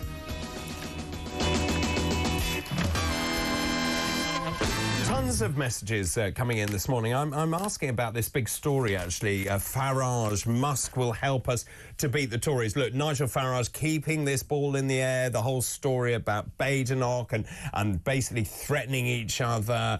And, of course, she's walked into his trap by saying that the numbers of members to Reform UK are fake. They're on an automated counter. That isn't true. They come off the back end of something called Nation Builder. That's been corroborated by major news outlets as well. So Badenoch now really has egg on her face as a result of this. And that's why I'm asking this morning, is Badenoch the right Tory leader? She hasn't got any policies. She doesn't seem to have sorted much out at the moment. She says she's enjoying Christmas. You are the opposition leader. You need to be out there. You don't really stop for Christmas. So let me know your thoughts on that, please. 0344 499 1000. Text the word talk in your message to 87222. You can message us on X as well, at talkTV. Barry, good morning to you. Barry says, good morning, David. Many people online are angry about the tone of the King's out-of-touch Christmas Day speech, but it's hardly warranted a mention on talk. Well, I'm mentioning it now. Why did you think it was out of touch? I mean, it was very personal, wasn't it? So the King chose that hospital chapel, I think it was at the Middlesex Hospital, to talk about his own struggles, I guess, with cancer, and, of course, Kate's struggles with cancer as well. So why did you think that speech was out of touch? Also, Dean, good morning. I mentioned Dean already. Maureen says, why has the membership of the Starmer Party sunk to, or what has it sunk to? They're not revealing anything about the actual numbers. The political parties don't actually have to release those numbers, but interesting. Sean, good morning to you. Hi, David. It doesn't matter who the leader of the Tories is, they are a busted flush. Labour is heading for an even worse wipeout, as the UK is heading for a Trump-style revolution with Nigel and Reform leading the way. People have had enough of the establishment and all that it stands for. Let's move on now and talk about travel. I spoke to this man many times over the Christmas period. More than 1,000 flights were delayed at Heathrow and Gatwick airports. Fog created travel chaos on Friday. Air traffic restrictions put in place at airports in London, Manchester. Long delays, several cancelled flights as a result of the bad weather. Fog also enveloped Birmingham International Airport. Now, yesterday, when I was driving back to London, travellers being urged to check the status of their flights before travelling. Now, this disruption comes at the start of a busy weekend in which rail travel is in also some disarray due to engineering. Who better to talk about this than Simon Calder, travel correspondent at The Independent? Good morning, Simon. Good morning to you, David. I'm in Bridgewater in Somerset. As you can perhaps see behind me, it's pretty murky out there. Yeah. And I'm afraid, exactly as you say, it's been a miserable 24 hours for tens of thousands of travellers. You mentioned flight cancellations. I've done the count. Right. Both at London Heathrow, at London City Airport and at London Gatwick, there were upwards of 40 cancellations at each airport. Not so bad at London Luton or Manchester airports, but that's still 150 flights at least cancelled, and that means 20,000 people not waking up where they want to be this morning. We also saw some extreme diversions. Qatar Airways plane coming in from Doha, due to be landing at Heathrow, actually diverted to Paris Charles de Gaulle. And then poor old Teesside Airport doesn't get much glory. It's in northeast England, of course. Only had 6 arrivals yesterday. Of those, 2 got in absolutely fine, a bit late. 2 went to Newcastle. That's not bad, less than 40 miles away. 1 went to Aberdeen, a little less helpful. And then the final one ended up, this was Ryanair coming in from Alicante. You can just imagine you're flying home, you've had a lovely holiday, you just want to put your feet up, get a cup of tea. Suddenly, the captain says, we're going to Dublin. So quite a lot of people out of position. And I'm afraid today, things aren't starting brilliantly. British Airways up to, I calculate, 18 cancellations in and out of London Heathrow, 4 in and out of Gatwick, and various other cancellations, including a couple at London City Airport. So Simon, if you are flying in from Alicante, as you say, and you think you're going to land in London and you end up in Dublin, what do you do then? Well, it's very straightforward, and anybody who's disrupted, the rules are very clear. The airline has to look after you. Certainly if you're arriving in a slightly different country to the one that you intended when you left Spain. I dare say they were being put up because there wasn't actually that much pressure on hotels in Dublin, as far as I can see, unlike at the London airports. Now, I can tell you the rules. Anybody whose flight is cancelled is entitled to be put on the next available flight on any airline that has seats available. That's quite tricky at this time of year. It is one of the busiest weekends of the winter.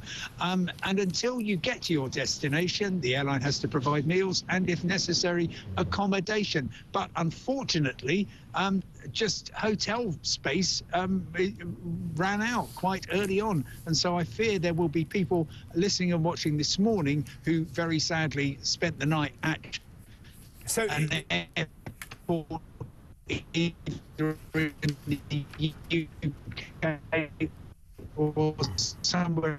Simon, you're doing your best Dalek impression. Let's just see if we can improve that line. Just in terms of the fog, though, are we expecting this to get better, or do we think it will be in a sort of state of status quo?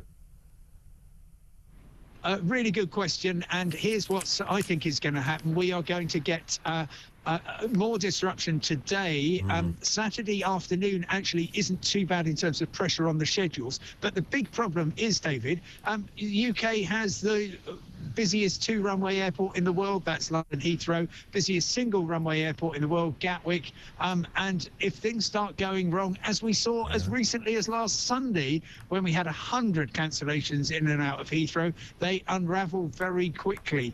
So yeah, wherever you're going by air, check in advance. By road, take care out there. And by rail, well, good luck, everybody. We've got...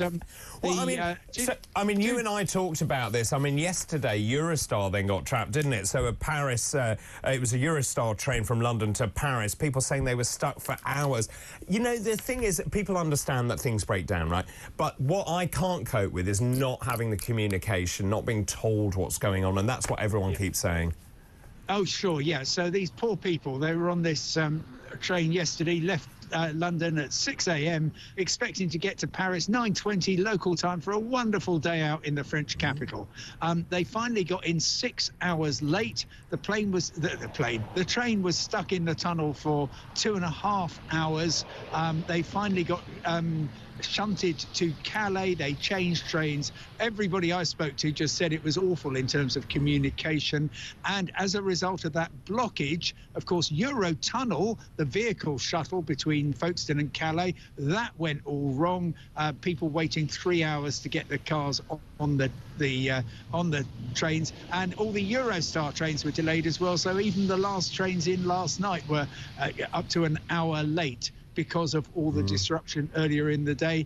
Today, London Paddington, London Liverpool Street, 2 busiest stations in Britain, both closed. And guess what? On the West Coast main line, which we thought was going to be running okay, power problems between Milton Keynes and Watford, so long delays there. And Avanti West Coast is saying, do not try and travel north of Preston. Right. There be dragons. So just in terms of that, Liverpool Street and Paddington closed. You and I spoke about that last week. Ealing Broadway was meant to be the terminus because you could then get off there, get on the Elizabeth line, but then that went wrong yesterday. It did, yes. Very, very messy indeed. We saw the power supply failed there. And if you're going to say, OK, Ealing Broadway is the stand-in for London Paddington, then that has to work, and it didn't. So that, messed up lots and lots of journeys. And if you, many people got where they needed to be. I travelled down here by train. It was about half an hour late. No particular reason why. It was just, stuff. But probably you're better off. If there is a train running, you're probably better off on that train than you are in your car. You're certainly going to be safer. And also, I was just reading, obviously, from my neck of the woods, from Suffolk into Liverpool Street. Of course, everything is closed. And then you've got those dreadful rail replacement service, which is a fate worse than death.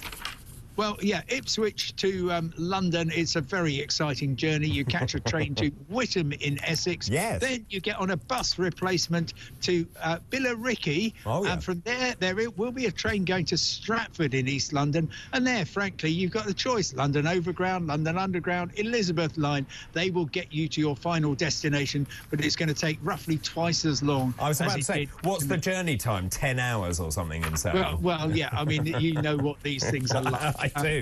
I do. And so just in terms of the roads, do we know, is there any problems that we know of? I mean, obviously the fog still, but any big roadworks or anything? Well, no, what we're going to see today is a lot of people maybe still coming home from their Christmases away. A lot of people going to out-of-town shopping, of course. Pressure in the usual places, the M25 west of London, M6 through the West Midlands, M5 south of Bristol and so on. But in particular, the fog. Yesterday, for instance, on the M4, people were crawling along at 25, 30 miles an hour because of the thick fog. So that's really what you need to watch out for today. Oh, golly. And Simon, just very quickly, if I may, how was the birthday? Oh, it was lovely. Thank you very much. I've had, unlike you, David, I've had an awful lot of birthdays, so I kind of get used to them. But it was lovely to be with the family and not to report on any travel disruption. Things went very smoothly on Christmas Day. Oh, good. And did you fight? Did anyone fall out? Did you lose the turkey, or was it all marvellous? No. My lovely sisters organise everything. They are older than me and wiser and much better organised, so everything could not have been better. And I hope that you David, had a lovely time, even though I realised there were multiple disasters, and I'm sorry to hear about those. Oh, no, it was fine. But I'll tell you what, I'm so pleased I had a log fire that at least we didn't freeze to death, and it was a bit chilly in the sticks, Simon, but I'm glad you had a fantastic birthday. Thanks ever so much, as ever. Simon Calder, their travel correspondent at The Independent. Keep all your messages coming in, please. This morning I'm asking about Kemi Badenoch. Is she the right leader for the Conservative Party? We've now got a situation where the youngest political party in the world has overtaken the oldest political party in the world in terms of membership. Now, we were talking about this earlier. It is in many ways vanity to say we have more members than you, but if it continues like this, it is going to be a problem for the Conservative Party. Is she the right leader? Let me know. This is Weekend Breakfast. A very good morning to you.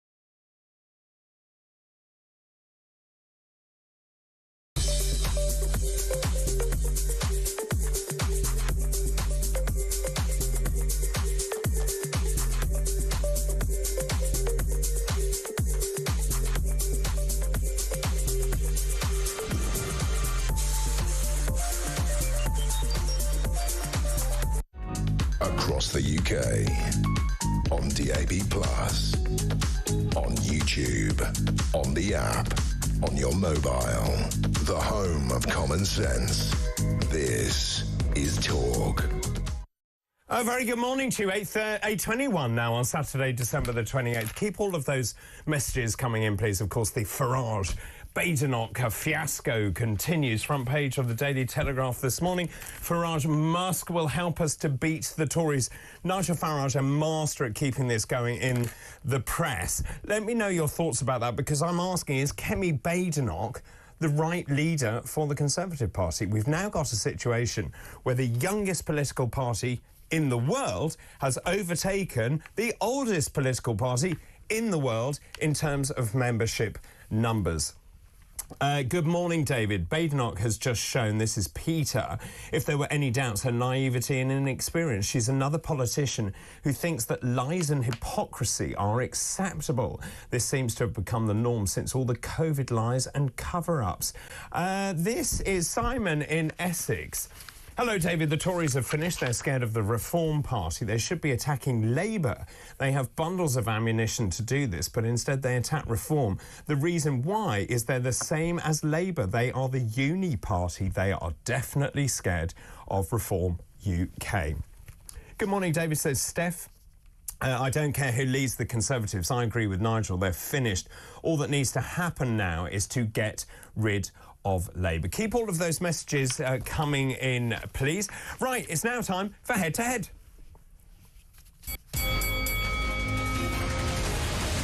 Head to Head.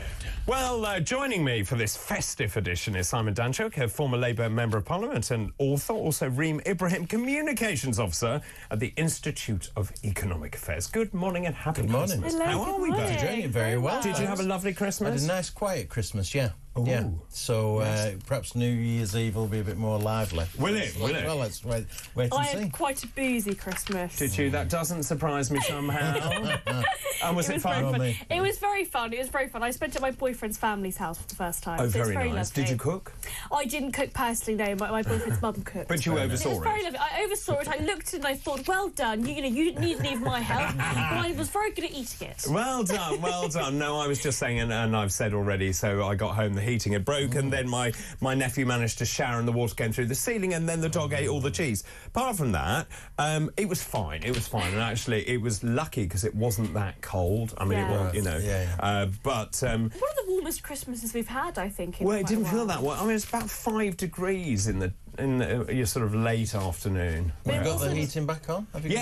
So brilliantly they came to mend it. But to be fair to them, they said when I called them on Christmas Eve, they'd had a couple of sherbets and there was no way they're coming out. I'm like, fair enough. Yeah. Absolutely fair play. Should we talk about what's going on? Elon Musk, this is the front page of the Daily Telegraph. Elon Musk will help Reform UK to win over younger voters because he is an absolute hero figure for them. This is Farage. I mean, look, Nigel is incredibly good at keeping the political ball in the air. And we've seen, even on, I think it was on Christmas Eve, wasn't it? The counter was launched about the numbers of members. I've got it here. So just in terms of that, it was like 145,000 this morning. The Conservative, it's now 145,940. The Conservative Party on 131,000. Kemi Badenoch made, in my humble opinion, a terrible mistake. She engaged and she made that comment, didn't she, about Nigel, you're duping your followers. And the fact is, this is an automated counter. It is there to go up. And that is not true. It comes off something called Nation Builder, which you may know, which is a programme where you put in the pledges, you know, the people, the makeup of that house, for example, how they voted in the past. And so those Nation Builders figures are right. And the press have looked at this and said, Badenoch is wrong. She's made a real mess of this. Why she's been advised in the way that she is quite beyond me. And she's going to have to provide an apology, isn't she? And Farage has quite rightly said, if you don't apologise, I'm going to take legal action. Because she didn't hold back in criticising him, but completely unfounded. As you point out, the analysis has been done. It's proven that the numbers are real. And so why Badenoch's in this position? I mean, the broader point, I think, David, is that the people who've controlled the Conservative Party over several years are still controlling Badenoch. As they made a mistake and a mess of the country, they're now making a mess of Badenoch's opposition leadership. It's the same people. So that's really interesting. Simon London said earlier that Badenoch is a lightning rod, that she's a placeholder. Now, also, it seems very odd to me that she has been so quiet over Christmas. She says she's composing policies that she will put forward in due course. The problem with that is you create a political vacuum, and Nigel Farage has filled that vacuum, and rather well. You do, and you're absolutely right, and I totally agree with Simon. I think what's really interesting about the entire fiasco that we saw this week is that it was just so embarrassing, and it's a huge misstep for Kemi to effectively accuse Nigel Farage and accuse Reform of fraud, of lying to the public with how many members that they actually have. And of course, we know that there are many, many news channels that have already independently verified the information. I saw a really good thread from one of the data guys at Sky News that really went into the data and actually said, look, this is what's happening. The ticker does go up sort of automatically, but it's all based on the API. It's all based on how much, how many members they already have. So it is, you know, all correct. It's all been independently verified. The numbers do go down at night as members when people join. are asleep. When people are asleep, and the numbers go up in the morning. So it's all independently verified. What I find really interesting about this is the idea that Kemi is a placeholder leader. And I know that within the Conservative Party, they certainly don't feel that way. The leadership election was supposed to be a conversation about what it means to be a Conservative. And I actually think that Kemi was a pretty great candidate. She argued for freer markets, individual liberty. She argued for a smaller state. But you're absolutely right, David, to point this out. She's been very, very light on specific policy. Now, her team would argue, well, what they are doing is they are waiting until the next election to see what specific policy should be implemented. But it's too late. It's too exactly. late. And you made the point that she's been far too quiet. Andrew Pearce, Tory boy, the Daily Mail journalist, said last week, where is she? The Sunday papers. Last Sunday, where is she? She wasn't in any of the Sunday newspapers. And then she makes an intervention like this, which is a complete disaster. She'll certainly be in the Sunday papers this week, but for all the wrong reasons. 100%. Because she's made a complete hash of it.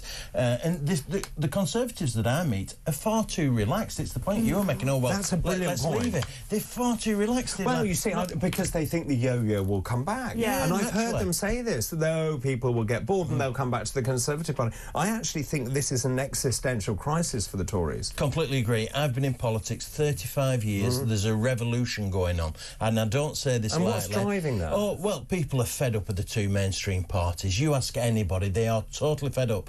And if you'd have asked me 6 months ago, I would never have said this, but I say it now, reform could be in government at the next general election. People are so, I'm keeping the language polite, so fed up of these two mainstream parties. They thought Starmer might just do a bit better than Sunak. He's been an utter disaster. There's a real opportunity for reform. Do you agree? Do you think reform could be in government? I absolutely think that they could. And David, I would have never said this 6 months ago. I completely agree with Simon. I think what's so interesting about this story in the Telegraph today is that the reformers specifically are now catering towards other voters instead of their sort of traditional voter base, which seemed to have been, let's be honest, the pensioners that left the Conservative Party. Now we really see reform broadening their base. People my age, people in Gen Z, younger people are joining reform in their swathes. And so that's the important part about this, which is the youth vote, which tribally would be Labour normally because you're at your most left-wing, but they're not. They're coming across. How much of that is actually because young people are disaffected, they can't get on the housing ladder, they think that actually university is far too expensive, and I would agree with them in that.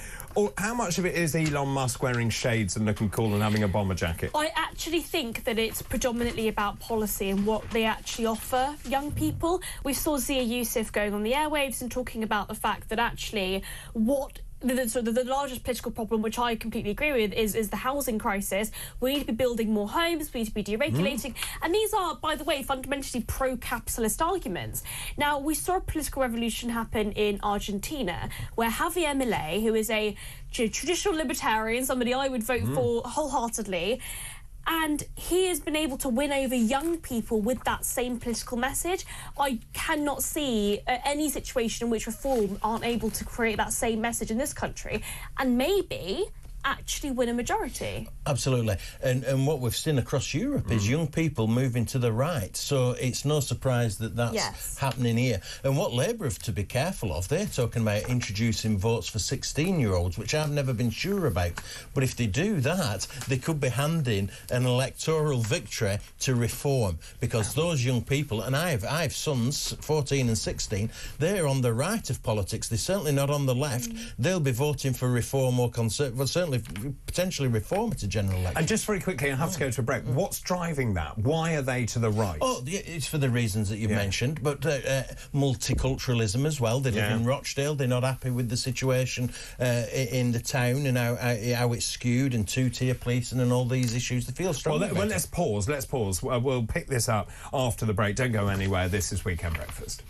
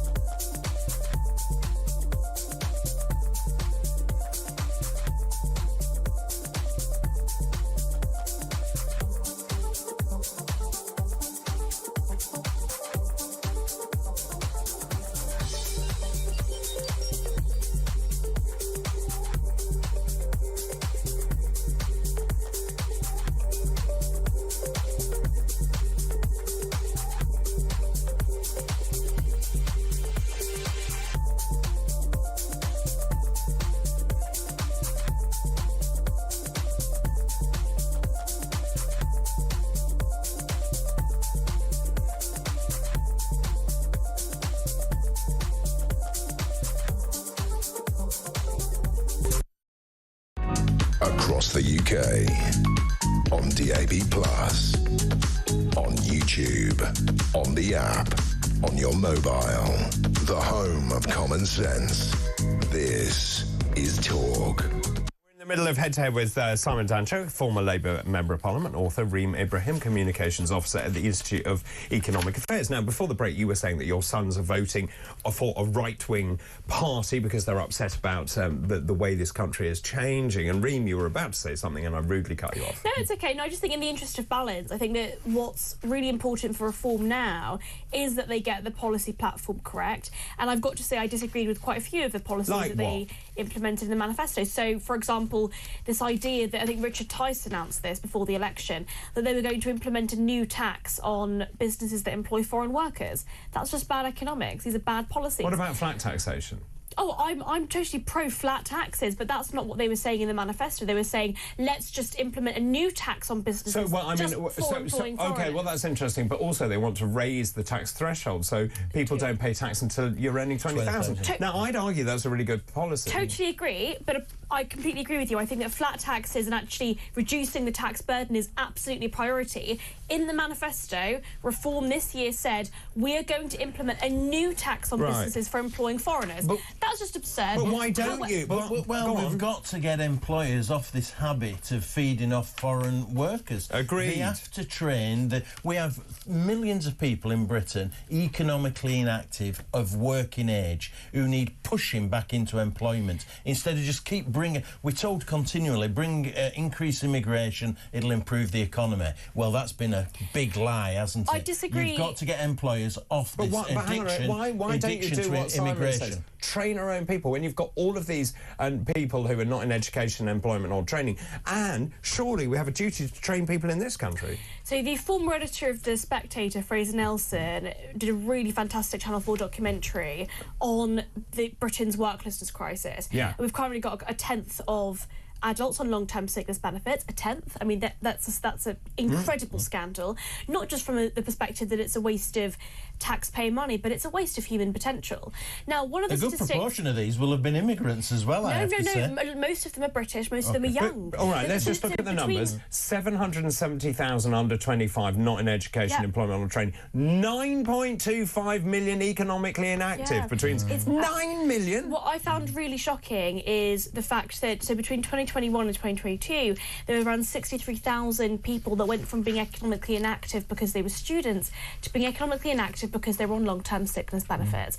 A lot of this is mental health. Right. So a lot of it is mental health. A lot of it is the government have relaxed the rules around the pandemic so that it became much easier, to claim long-term sickness benefits for mental health issues. And now we're seeing a huge uptick on that. Now, by the way, there is no evidence that if you've got severe depression or anxiety, the best thing for you is to be sitting at home. There's no evidence that actually working is not the best thing for you. So the government's policies and effectively the current benefit system, I think, are actually hurting those young people. So the current situation is we have huge swathes of young people, not just young people, but a lot of them are young people that are economically inactive in their 20s and their early 30s and that are being signed off as long-term sick.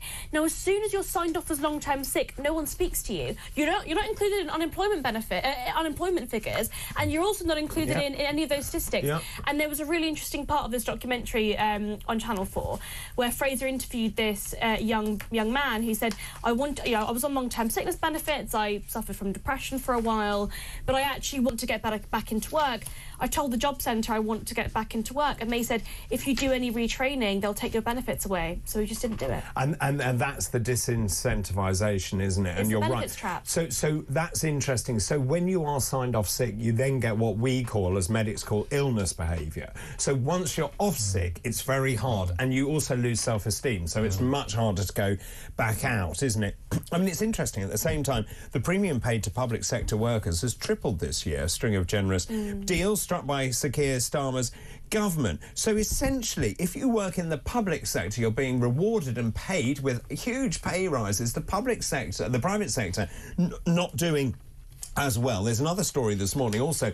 People who are working for the public sector don't want to go to work. They like to sit at home. I'd like to sit at home. Absolutely. The Land Registry, which is part of the civil service, taking strike action so that they can stay working from home and not have to go into the office. 3 days is too much for them. It's another... it's from the pandemic again, isn't it? What they've got used to. It's completely unacceptable. I mean, if there's an opportunity to reorganise the civil service, this is it. If you look at the Land Registry, they've got about a dozen offices across the UK. Isn't it a year behind? Yeah, you probably don't even need that many offices. Rationalise the whole thing. But this isn't a government. But Jacob Rees-Mogg, to be fair to him, went round and wrote notes on people's desks, didn't he? And said, get back into the office. Yeah, well, they didn't turn up to work and they weren't in the office, and he wrote notes whilst they were away. And of course, the notes stayed for weeks because they weren't turning up and they weren't working in the office.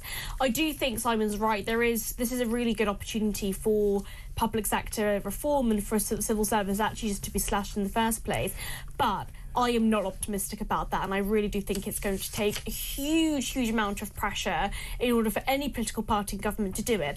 I also just think it takes some integrity, and it takes somebody with some guts to actually go in and say, this is an egregious waste of taxpayer money, but also the fact that in the public sector there is a culture of we don't need to work as hard as the private sector. Because ultimately, in the private sector, if you're unproductive, you will get sacked. Like, there is no way that a private sector business is going to implement those people because they're competing with other businesses in that industry. In the public sector, there is no competition. Your employer is the taxpayer, and it's the amount of money that you have is decided by political incentives. Yeah, and productivity in Britain is exceptionally low, and it's the public sector that's driving that. But this drift to poor productivity in the public sector has happened over the last 14 years under a Conservative government. If there were any government who was going to sort it out, you would have expected them to do it. Why is that? How did they allow that to happen? Well, it's the politics, isn't it? This centre ground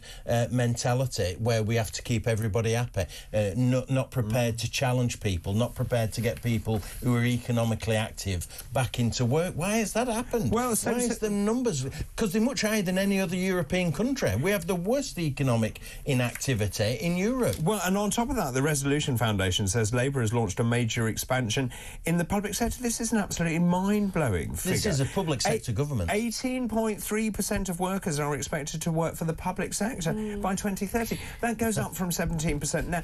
I mean, it's too many people. It is, and also public sector spending is expected to go over 50% of GDP. I mean, that's just an idiot. It is. It's also. I think that what's interesting about the Labour government, and I'm not necessarily party political, but I do think that this is a trait on the left, is they seem to view, so that they're not as left-wing as Corbyn, for example. They don't actively hate the private sector, but they view the private sector as a means to funding the public sector. They don't view the private sector as the productive element of the economy. They don't view the private sector as where people should be working, where they ought to be working. They view it as a means to effectively tax them, take away that money and spend it in the public sector. So, and that is a fundamental answer to our economic woes is more state. No. No, that's what they believe. That's absolutely what they believe. They believe that high public spending is what's going to improve people's lives, when we all know the best way to alleviate poverty is for there to be more jobs, and who creates jobs? It is businesses. Yeah. It is, and of course what we're going to see, and they hosed all the money at the unions, didn't they? And they said, we've got them all back in. It's all about to backfire, isn't it? So they're going to say, right, well, we want more money. So the train drivers, the doctors, the nurses, here we go again. And because the train drivers have got more money, they're not prepared to do the overtime now because they don't want to do the overtime. So Avanti West Coast have ended up cancelling off the trains over the Christmas period because nobody will work it. And they still want more money, don't they? I mean, they tried to strike again before Christmas. I think what's really interesting actually is that because the Labour Party are funded by the unions and because they are so closely associated with the unions, there is that element of connection. It does mean that they're much softer. Absolutely. I mean, as a train driver, when you've just been awarded a pay rise and you're earning just below £70,000 a year, you do not need any more money, especially from taxpayers. And ultimately, people are paying the highest taxes they have since the Second World War. It's even higher now under the Labour government after the last budget. We're seeing employers spend huge amounts of money. The Labour government lied, by the way, about saying that they they weren't going to tax working people. They absolutely have taxed working people and increased those taxes. And then you've got parts of the public sector and parts of people that are being paid by other taxpayers that are effectively unproductive and then are asking for even more money. I mean, the absolute cheek of it. I agree. Shall we pause? We'll take a break now. Lots of messages coming in. Hi, David says, Tony, Reform UK will be the kingmakers at the general election. Nigel Farage could very well become Deputy PM, if not PM itself. The momentum is with Reform UK. Good morning, David. Great show. Thank you. I think Reform UK should offer the poor of this country £10 to join, as these people are always left behind. That's Nikki. Thank you for that. David says, Pat, good morning, David. Just because Reform have more members does not mean they will win an election. I totally agree with you. My husband and I are not members of any party, but we vote at every election. We keep our options open, and rightly so. Happy New Year to you and the Talk team. Thank you very much, and Happy New Year and Happy Christmas, or Merry Christmas, whichever it is. Loads of you getting in touch about the demise of the mainstream parties, actually. Keep all of those messages coming in, please. Is Bader not the problem? Is she the right person to lead the Conservative Party? 0344 499 1000. We'll return with more head-to-head with Simon and with Reem after this break. Good morning.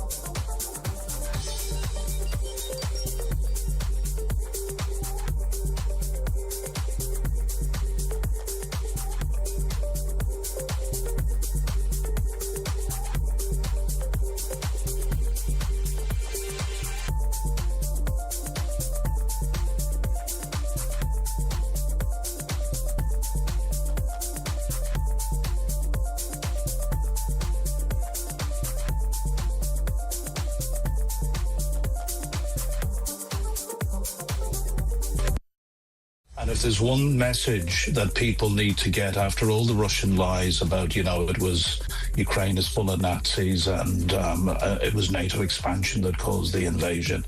This is, Putin believes that Ukraine is a false country.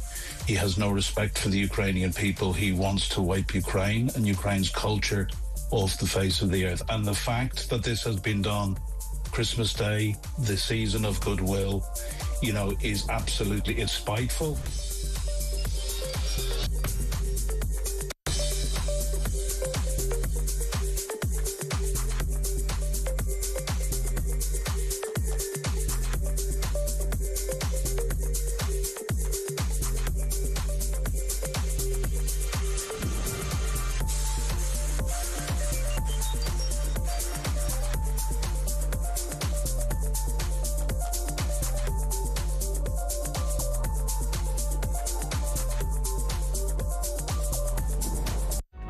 Across the UK, on DAB+, on YouTube, on the app, on your mobile, the home of common sense. This is Talk. Welcome back. This is Tour 848 already. Saturday, December the 28th. Happy Christmas. Merry Christmas. Hope you've had a lovely time. I'm joined by Simon Janchuk, Reem Ibrahim.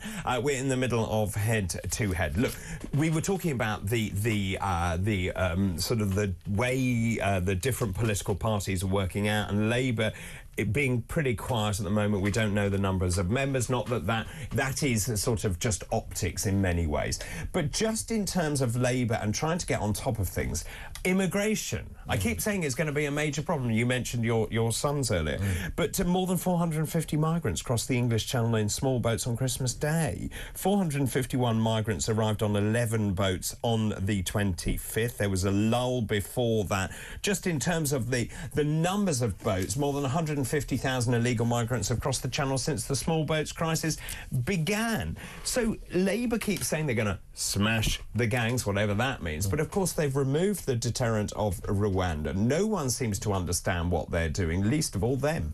Yeah, it's the issue I feel most strongly about, and it's the issue that's moved me from centre ground to right of politics, because the idea that we can have so many illegal immigrants coming over in small boats like this, I think is just outrageous. And Britain is a very fair country. The people of Britain are very fair, and this is totally unfair, isn't it? Yeah. So is that what's driving people to change their political allegiance? Absolutely. I think it's a key factor in this, and the Tories just handled it exceptionally badly, let immigration go up massively over the last several years. It was as bad under Tony Blair in the Labour government. We talked earlier about employers pushing for immigration so that they didn't have to train people here in Britain. It's not sustainable, is it? And our infrastructure is creaking. You try and get around London, particularly at Christmas, but any other time of year, the whole infrastructure's collapsing. But I mean, it's hardly surprising if you've got like 1 million people in, or say, you know, the size of Liverpool, Ipswich and so on. Where are the doctors' surgeries? Where are the schools? And no one's thought about any of this. So it is a fool's errand just to let people into this country. It is, absolutely. I've got to say, I think that immigration, generally speaking, is good for the economy, and we have seen that over the last 100 years. Targeted immigration is good for the economy. Well, I would like to see a genuinely liberal labour market. The problem is, as we've discussed, the government have spent huge amounts of money on the welfare state, which means that there is an active incentive financially for people to come here and not work and ultimately not contribute. Well, let's go back to the small boats issue, because this is an issue. Indeed. And the government says they're going to smash the gangs. They haven't smashed the gangs, have they? We're seeing more and more boats coming over. And the one deterrent, it may have been the wrong deterrent, but the Rwanda scheme was there, and the first thing they did was remove that. I think that was also an error. Why wouldn't you have let that play out? And it definitely, I mean, we know for a fact that it did have an impact on whether or not people did things, because we saw an increase in small boats going over to Ireland. So we know that it did have an impact. I was against the Rwanda scheme. I thought it was a horrendous waste of money. We didn't really send that many people in the end. Well, we sent 3 Home Secretaries or something. Indeed. Yeah. But that being said, I mean, at least it was one policy option. I can't see a viable alternative coming from the Labour government. I think what's really important, though, is that we do just generally say, if you come to this country illegally, you're gone. You're deported. I don't care what it is. I don't care why you're here. I don't care if you're claiming asylum, because ultimately, if you've left France, you've come from a safe country. I think if you come here illegally, you're gone. However, I do want to see a more liberal immigration system in which we allow people that are actually, you know, that can speak English, that want to contribute, that can work. I know so many people that are from the US that struggle to get visas in the UK. They are intelligent people. So we're restricting the number of visas for intelligent people who But contribute. I would throw it back to you, but going into the US as an English person is also very difficult to do. Absolutely, it is difficult, but I think that we shouldn't be restricting ourselves and stopping ourselves from having intelligent people here just because they do. Simon, what we need is not low-skilled immigration. Starmer said in the run-up to the general election, to get votes, I've got a plan to stop the small boats. I've got a plan, and I'm going to implement it, and I'm going to scrap spending on hotels, putting illegal immigrants in hotels. What has he done? He's not got any plan at all. He's lied about that, and he's increased the budget and spending more on hotels for illegal immigrants than the Conservative government. I mean, it's a complete lie. It's an absolute disgrace. And what we have to do is I supported the Rwanda plan, and they should have let that play out. And the irony is that other countries are now implementing it, or something similar. Donald Trump has said, well, all I'm the going to do hotels it, or whatever the accommodation is built, isn't it? So now the other countries are all eyeing it up. Oh, absolutely. And we paid for it. Yeah, that's right, absolutely. And you're right, when that policy came in, illegal immigrants started going to Ireland. They had an influx. So that showed that it was beginning to work. So why Starmer wouldn't let it out, just for political reasons and political spite, he scrapped it. And that's the wrong reason. What we should do, and I think, and this is reform policy, and I agree with it, turn the boats around, come out of the European Convention on Human Rights, absolutely. The legal system in Britain is holding everything up, whether it's illegal immigration or many other issues as well, politics in its own right. We come out to the European Convention on Human Rights. Why is no one brave enough to do that? Oh, well, because they're all on that centre ground. The Conservative Party hasn't been a Conservative Party, it's been a Liberal Democrat Party, really, for many years. That's the reality of it. And Labour's in a similar place. I think this is the point, right? The fact that the Conservative governments over the last 14 years have effectively completely disregarded the term Conservative and used it so liberally to effectively mean anything. I mean, they literally presided over, and I care about the economy first and foremost, they presided over some of the highest levels of public spending, some of the highest levels of taxation, and some of the highest increases in regulation that we've ever seen. I mean, for all intents and purposes, we've had left-wing governments over the last 14 years. And I know that this is a really difficult pill to swallow for a lot of those Conservatives, but a lot of them feel as though it's their right to be in government rather than an honour or a duty to serve your country. And I think that's the first... Can I just move on and just say that the Labour Party, by the way, has some very odd priorities. I think they've set up a new quango every single week since Labour took office. 25 such arm's-length bodies, task force, advisory council. Since the election, we talked earlier about net zero by 2030. Let me just tell you, though, that just in terms of the quangos, the government's flagship Border Security Command, which we know, talking about immigration, is the same, by the way, as the Small Boats Operational Command, which was there before.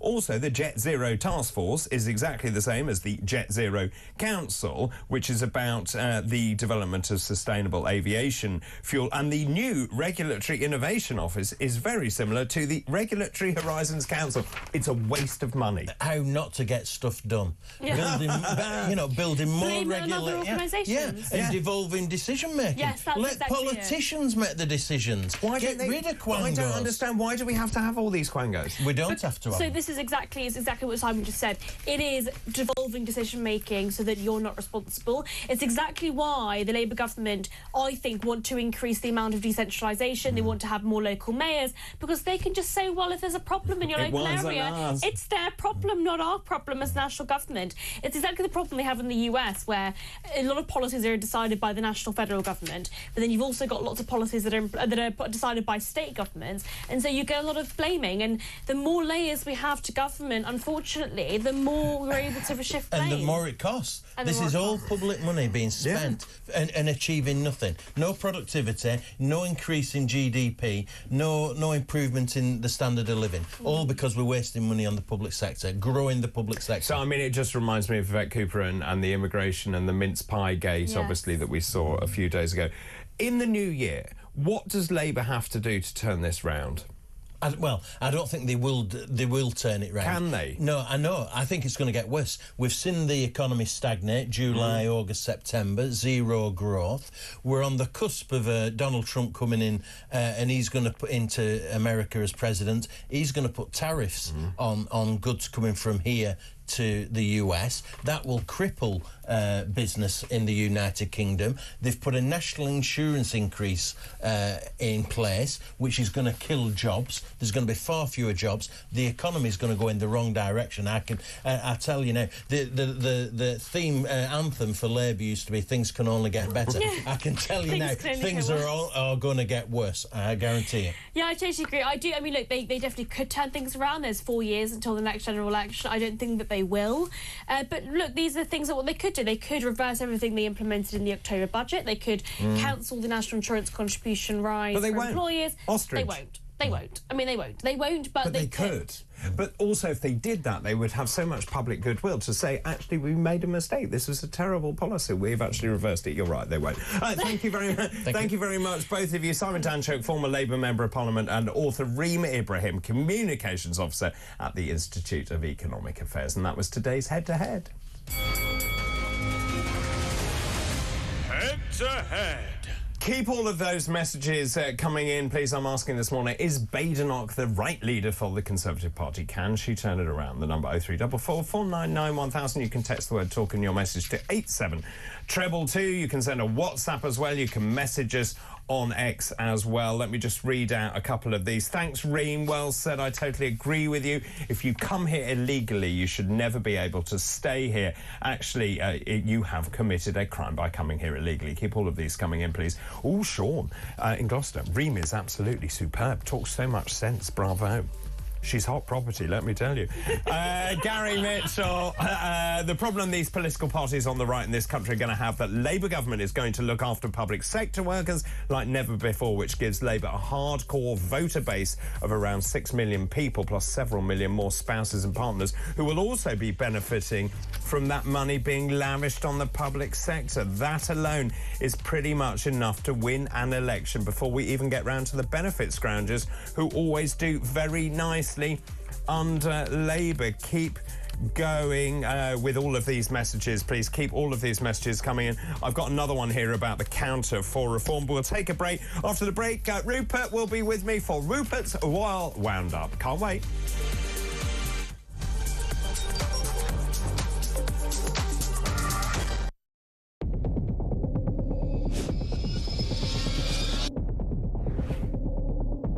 I spoke with His Majesty the King to request the dissolution of Parliament, and we will have a general election on the 4th of July. I have just returned from Buckingham Palace to form the next government of this great nation.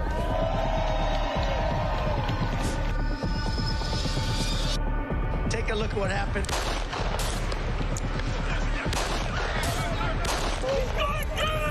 I immediately knew it was very serious, that we were under attack.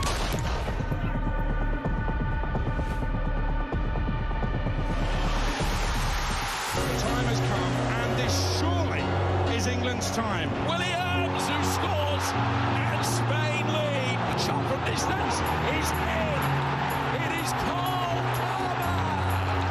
Low ball in or far ball, slides it in. An absolute killer of a goal. I agree with the protest, but I don't think the violence was anywhere near necessary. No, I mean, I don't think anyone, Nigel, would ever think that the violence was the answer at all.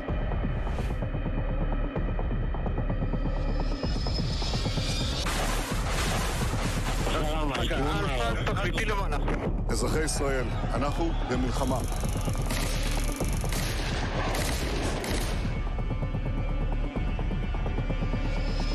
I probably took a bullet to the head because of the things that they say about me. If Donald Trump were president, Putin would be sitting in Kyiv right now. In Springfield, they're eating the dogs. The people that came in, they're eating the cats.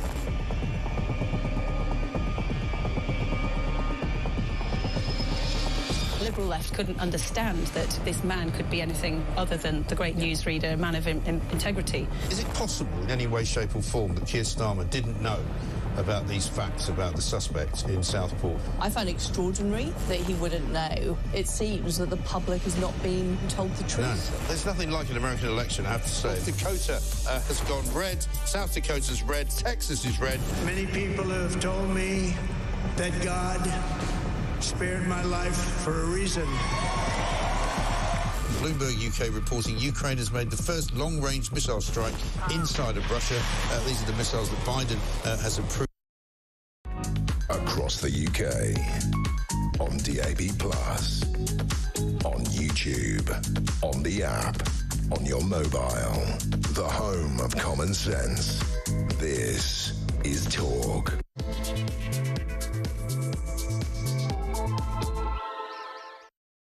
Good morning to you. It's just after 9 o'clock now on Saturday, December the 28th. I'm David Bull. Happy Christmas. Did you have a great time? Did it go well? Did you argue?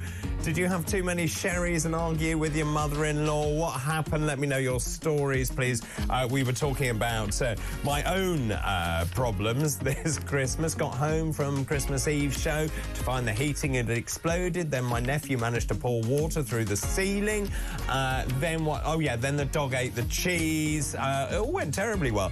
And actually, we then went to the seaside. I've got some pictures of that, which hopefully I can show you a little later on. Anyway, great news this morning. It's National Card Playing Day, a day that celebrates the joy of playing cards and the social interaction that it can bring.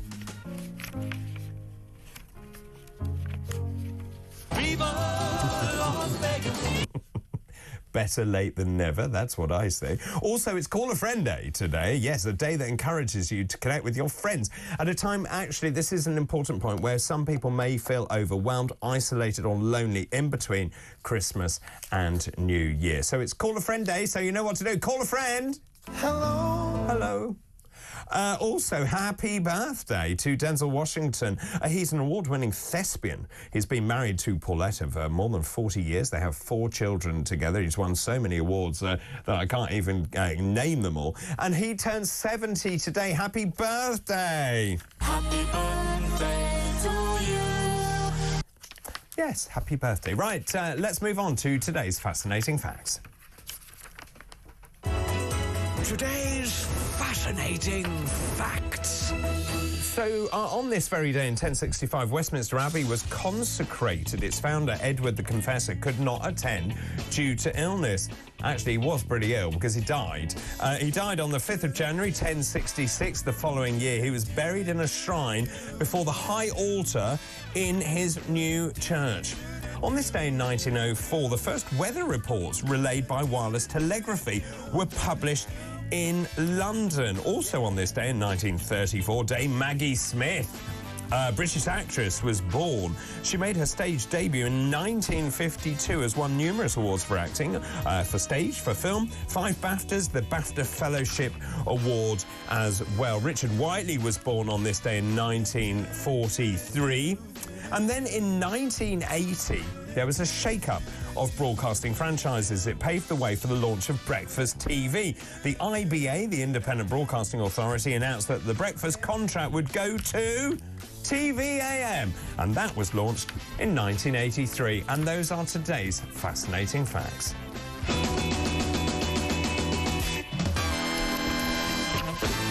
Well, a very good morning. Good morning. We're in the middle of Christmas. We're in that sort of slightly weird hybrid place between Christmas and New Year as people ramp up. By the way, there's terrible fog everywhere. I was talking to Simon Calder about it.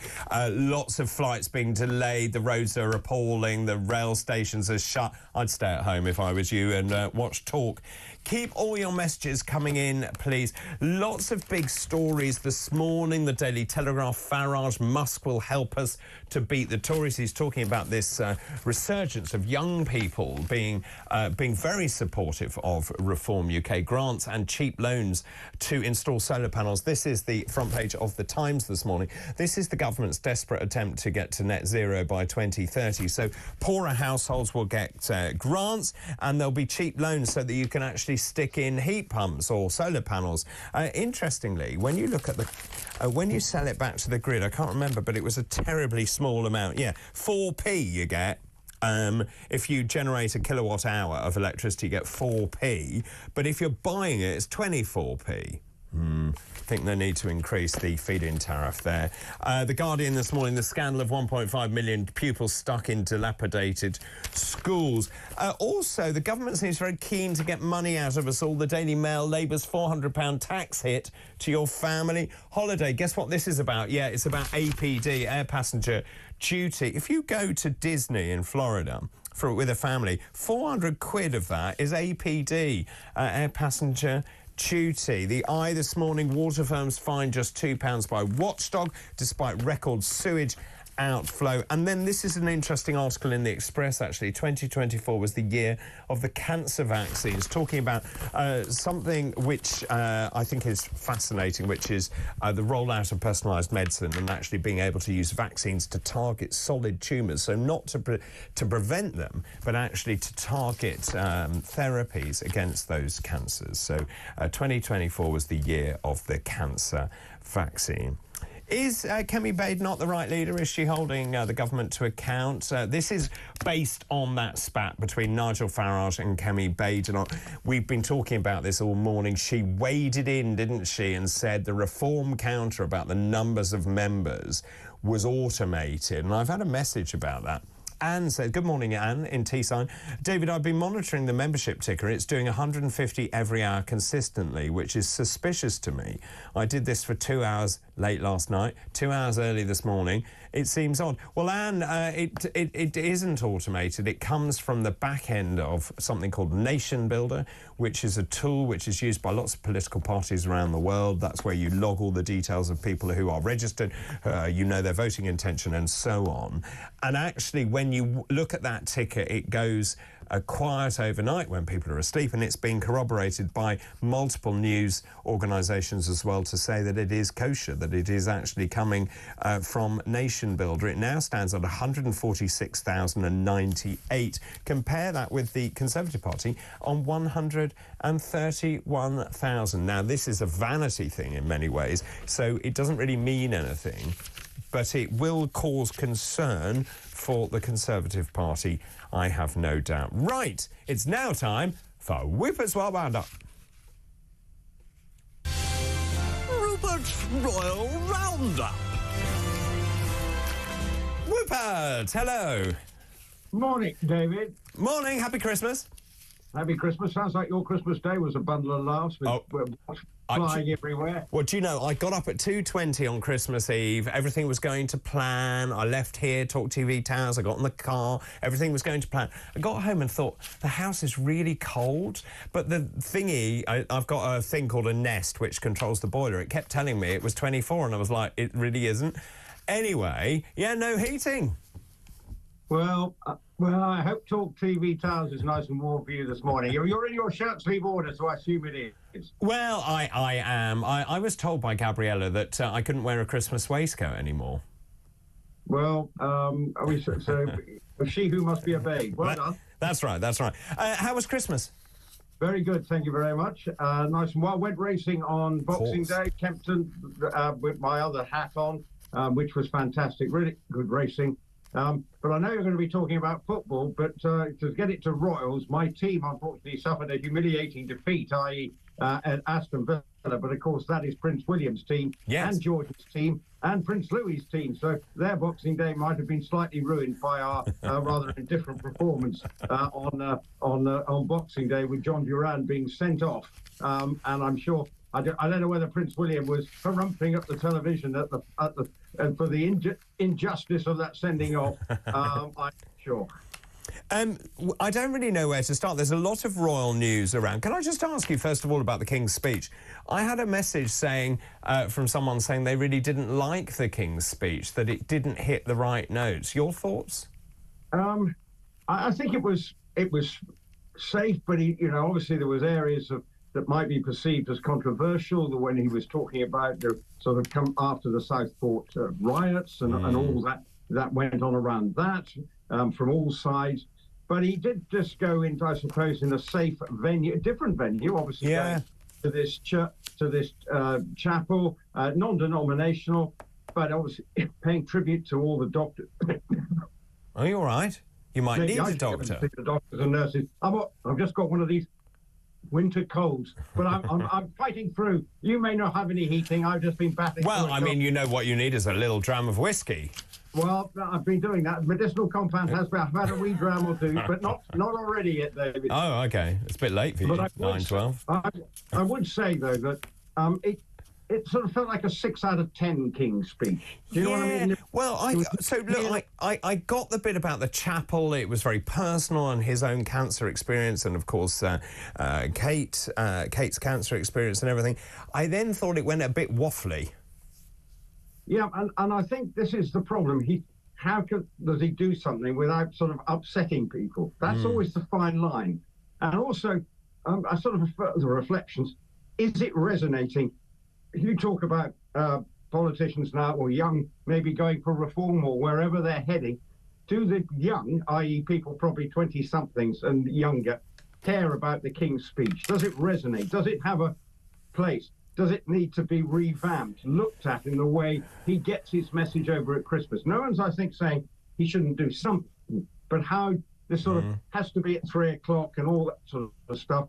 It's no longer a sort of must-view appointment. You know, when we were young, or I was certainly young, I agree. You know, we sort of stopped everything at 3 o'clock and then moved on afterwards. You know, the old, my older generations, they were all practically standing to attention when the national anthem came on and all that. I'm sure now, I'd be interesting to know what the viewing figures, they've been putting out what it was for Gavin and Stacey at 12 point, whatever it was. How many people actually sat down and watched the King's speech at 3 o'clock across the various outlets? I'd be interested to know how, most families probably are saying it's, oh, we've got to stop everything for the King's speech. I'm sure some families will still do it, but I'm sure it's now an increasing, diminishing number. Well, I can tell you 6.82 million watched. Well, I suppose in the grand scheme of things, that's not bad. No. I mean, I think, like my family, we were in the middle of it. We didn't eat till later, so we didn't watch, but I watched it later. Well, and in a way, I couldn't. I had to, well, obviously, I've watched it about 50 times for obvious reasons. But I didn't watch it at 3 o'clock because I was doing something else. Well, quite. But at 6.8, I suppose in the grand scheme of things, that's quite a punchy figure in the sort of modern TV sort of viewing habits. Yeah. You know, that's why. So I suppose people still want to see it, but whether they come away with it at the end sort of energized and sort of feeling positive. But you've got to also remember he is recovering from cancer. Well, so I think the other thing is he also has that very difficult line to tread, doesn't he? Because he's not allowed to be overtly political. Yeah. And so then how do you get that balance right? Can we let's talk about the Duke of Sussex. I'll be careful what I say there. The headline in the Telegraph: mental health firm that employs Duke of Sussex is branded a toxic train wreck. Yeah, better help. Yeah, and that's not a good look for Prince Harry, because obviously they trumpet the fact that he's one of their sort of frontline sort of ambassadors and very important. Yet you would think that obviously internally within this organisation, they've got some problems. Now, I don't know. Sometimes, is it just a rogue person saying something that they're sort of unhappy with the way they've been treated? I don't know. But it's not a good look when Harry is trying to branch out and find how much is he actually doing for them. Is he just turning up, walking onto the stage, saying a few sort of bit of word salad and then walking off again? Yeah. I don't know. So it's obviously BetterHelp obviously is trying to prove that they're one of the great companies, I think, in this field, they would suggest. But obviously behind the scenes, all may not be quite so rosy in that BetterHelp garden. No, well, quite. Now, you mentioned the football, Prince George taking part in the traditional royal festive football match with William. They were cheered by Kate, Louis, Charlotte. The match included Sandringham estate workers, nearby villagers as well. Yeah, well, I'm sure that's sort of maybe a traditional thing. Sounds a sort of throwback.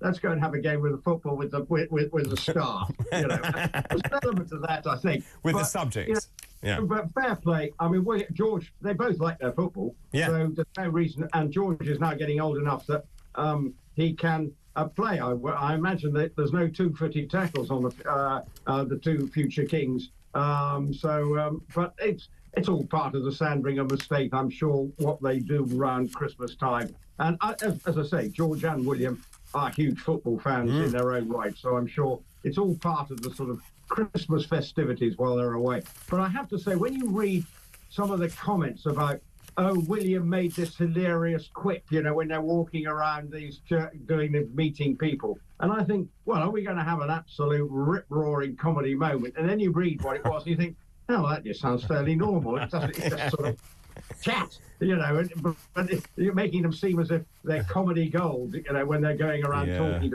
about a piece of chocolate. You know, Louis going to eat all the chocolates. Well, that's fairly normal conversation, but to describe it as hilarious, I think, is a little bit... Now, what is going on? So there's a big story in the Daily Mail. Is Eleanor Erkserdijan Britain's newest royal? So this is the dating of Samuel Chatto, 28, to Eleanor. What's going on, Rupert? Well, I mean, they were... And I suppose the interesting thing is she was allowed to stay at Sandringham when they're not married. Meghan Markle, I think, did. In the first... Before they got married, she stayed in Sandringham. But obviously... Look, we're getting... This is Princess Margaret's grandson, i.e. the Queen's sister's grandson. So, you know, royals, it's starting to get, you know, into second cousin territory now. But yes, they did invite the extended family. And yes, she is an artist. And her father and mother are both in the art industry, as is Samuel Chatto. So I think they've been going out for some time. So presumably within the family circles, it's all seen as a good thing. So, you know, if there is going to be another member of the royal family, but I'm not sure it's going to be one we'll be reading. They'll be very much allowed to get on with their own life. They're not working royals. So it's basically, I suppose, a bit of good news for within the family circles. Yes, and we do like a royal wedding. I do hope there'll be some sort of pomp and circumstance, Rupert. It's always an occasion for you to get out your morning suit. Well, no, I think this might be a bit watered down. I think it just will be one of a private wedding. So we may not be getting my morning suit out. I'll have to save that for Ascot this year. You will. I hope I get invited to Ascot this year. I loved it last year. It was great fun. Well, surely you're well connected, aren't you? Well, that's why I'm asking you. Sorry, David. I've lost my phone. Oh, by the way, what are you doing for New Year? Have you got plans? No plans New Year's Eve. I'm probably going racing at Cheltenham on New Year's Day, and then I may be taking... I may not, as I say, be speaking to you for a couple of weeks due to the fact I might just need to let the air out of the balloon and have a bit of a break. So I'm going on holiday. Well, some of us are going to be working New Year, Rupert. I'm doing New Year's Eve and New Year's Day breakfast. Well, no one can fault your commitment to the cause, David. Well, quite.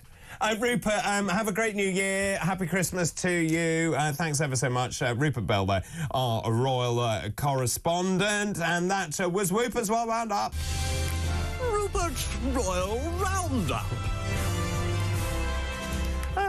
Lots of messages coming in as well. It's about time. David, this is Kevin in Southampton. Good morning. It's about time the two main parties had a big shock and both punished for disobeying most of the British people. We have had enough of lies, deceit. It's time for a big change and reform. Kevin, thank you for that. And one more. Elle, good morning to you. Good morning, David. The government are creating all the current crisis, creating mental health, alcohol, housing problems by offering nothing for the people. Keep all of those messages coming in, please. We'll take a break now. After the break, Steve Denyer, the stalwart of showbiz, will be joining me. Don't go anywhere. This is Weekend Breakfast.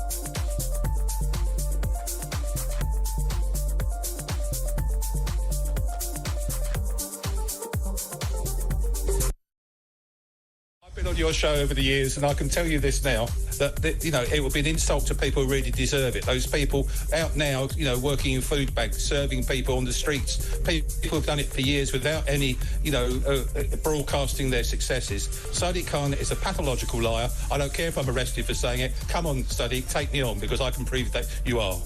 Yeah, but he has won 3 elections. He is loved by a lot of people in London. He has brought in policies, his supporters would say, that have cleaned up the air of London.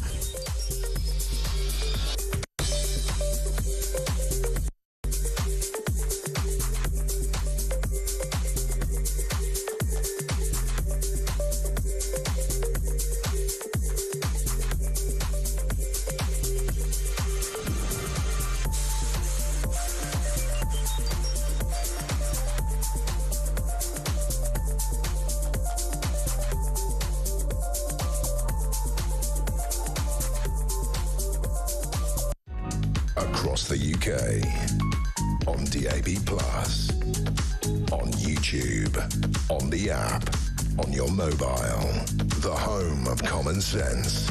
This is Talk. Welcome back, 9:24, Saturday, December the 28th. Here's a little festive treat for you. Steve Denyer joins me this morning. Good morning. Good morning. Now, you were brilliant because you worked all over Christmas. Yes. And you always look forward to it, don't you? I love it. It's a staple. I always say, look, if you want me to, I'll do Christmas morning. Because no one else wants to do it. No one else wants to do it. And I absolutely love it. It's the one magical time of the year when everybody's doing stuff. Thank you. Yeah. I did borrow it from you. You did borrow it from me, because I'm sure if I didn't message you, I'm sorry that I didn't message you. Yeah. But you weren't very well. No, so, I mean, my whole family. But by the way, can I please wish my mum a happy birthday? Yes, hello, happy Mrs. birthday, Denyer, Mum. I love you. Happy birthday. We all love Mrs. Denyer. We do, don't we? Yes. I mean, she's a national treasure. National treasure. And I've got to be very careful what I say, because I'm seeing her for lunch today. So oh, good. No sarky comments. Mum, I love you. There you go. And so the whole family's been ill? Yeah, so the whole family. My sister's been ill, and then I was ill, so we didn't want to... So we haven't been together. So what did you have? So I don't know. It was some kind of flu, you know, with the temperature and a bad throat. It was like a cold flu thing. But I haven't had a temperature. You know when it soars and you're really, really hot, and then the next minute you're dreadfully cold, and you're in a kind of a cold house on Christmas Day. It was. I'm not going to go into detail, but it wasn't pleasant this week. So today's the first day that I feel completely. But you're an back to idiot, normal. really, because you should have taken time off. But the problem is, of course, at that stage, you can't take time off. Trouble is, because no one's here. I went to Los Angeles for the week, so you're flying with hundreds of people. It's the time difference. You get back, and then waking up at 4 o'clock in the morning. You know, I should have seen it coming, really. But also, this building is really good at giving you everything. Yes, yeah, I know. I've learned that. well, there is that. But otherwise, so you're going obviously off for lunch with. So the whole family are finally getting. But so today there's like today's like a kind of get together Christmas really on the 28th of December. So we're really. And are you working New Year as well? New Year's Eve, yeah. So this is another show that I always put my name down for. 10 p.m. on New Year's Eve. That's fun. On Virgin Radio. Spinning discs. Loads of people stay at home, so we thought, well, you know, Denny's Big Bash. And have you got a good playlist? Great playlist. Have you? It's full of bangers. Yeah, And then midnight with... I'll be missing it all because I'll be going to bed because I'm doing breakfast. So you just kind of wake up and it's the new year. And it's the new start. So, in fact, Gabriella said, why don't you come in early? Because she's doing Petrie's show. And she said, we can have some drinks at, well, it would be 2 o'clock in the morning. I was like, no, thanks. That's a really bad way to start that show. Don't do that. Don't do that. Right. So, Christmas, you want to start with Gavin and Stacey. It was interesting, actually, because I was talking to a former BBC executive, and I said, look, the licence fee, and he said, well, everyone, including you, will be looking forward to Gavin and Stacey. And I said, no, I've no interest. I've never seen it. It's interesting. I mean, I've watched bits and pieces. I certainly haven't been a massive fan of it, but we rarely get these moments. What is the premise of it? Gavin, it's this beautiful kind of, romantic sitcom that's been going on for, 15, 16 years, and everyone seems to love it. And, the last one was kind of 5 or 6 years ago, and they said it wouldn't come back, and then it has come back.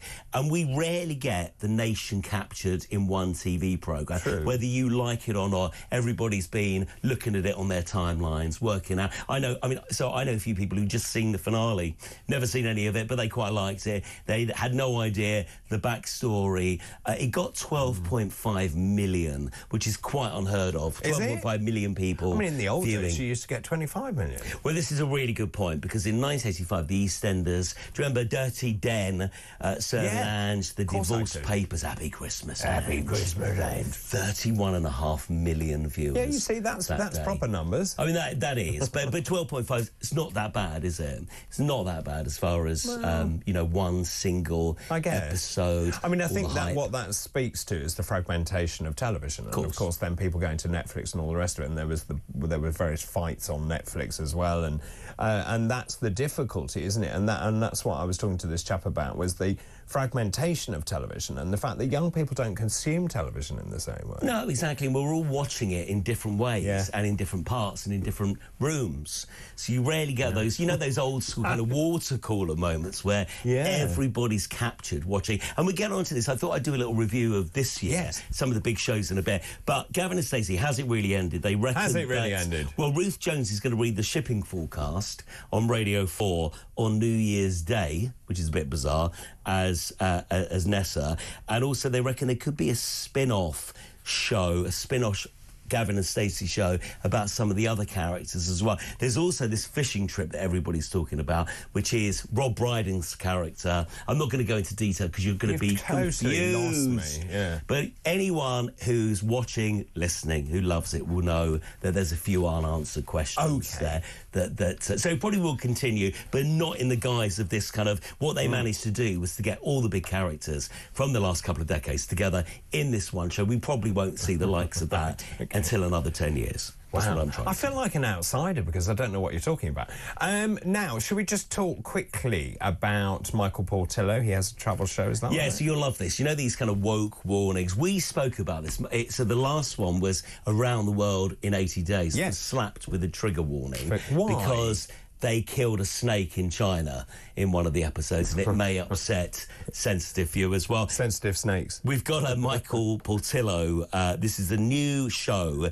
It's called Portillo's Andalusia. New show. So this is him sipping sherry, tasting wine. Sounds great. 15-minute booze kind of tasting session, and the show's been given a travel warning. Ahead of it. This is on Channel 5. Apparently you have to be over 16 to watch this, and it does include gratuitous tasting of alcohol. So everybody's going crazy saying, yet another woke warning. That's insane. I mean, where does it finish? Yes, I'd agree. Mary Poppins has got one. What else? Terry and June had one. It can't. Do you remember? No, why? Nothing to do with the bad theme tune. This was to do with content. It's a great theme tune. They don't make... So Ronnie Hazelhurst and his orchestra used to do these amazing theme tunes for shows they've got. They're not as good as they were. No, they're not. No, they're not. Because those theme tunes, you remember exactly where you were, who you were with, who you were going to school with, how old you were, when you heard these things. Well, it's like Blake Seven and the Generation Game and Match of the Day. They were proper theme tunes. Proper theme tunes. TGI Friday. Yes. The Word on Channel 4. I love that. Yeah, there you go. We need to take a break now because we gossip far too much. Steve, thanks for the moment. 9:31, Weekend Breakfast. Don't go anywhere. Good morning.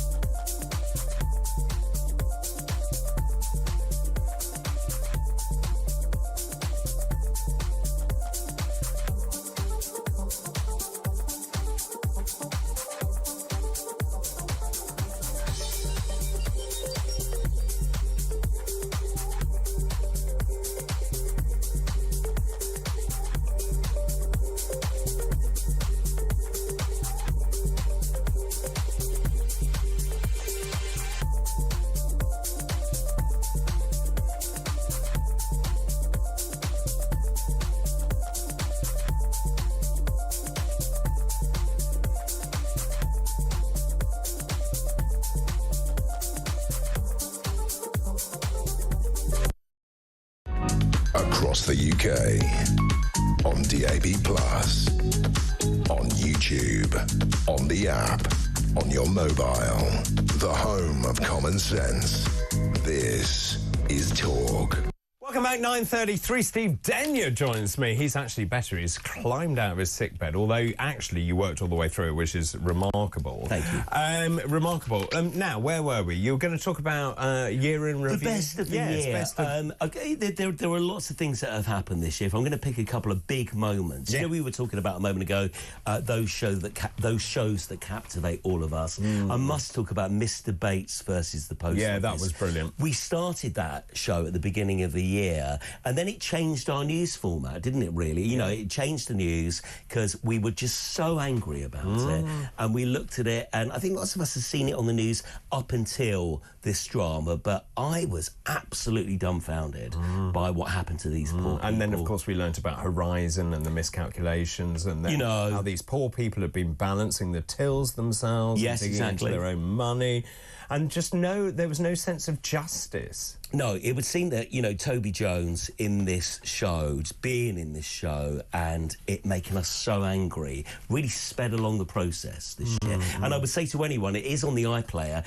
If you haven't seen it, it's great. I mean, it's so great that you'll probably watch all of it in one go, it maybe really a couple is of goes. good. It's you just beautifully cannot made. stop watching it. And, you know, the nation was on the side of these poor people, the underdogs, and at least we finished this year better than how we started it because of this show.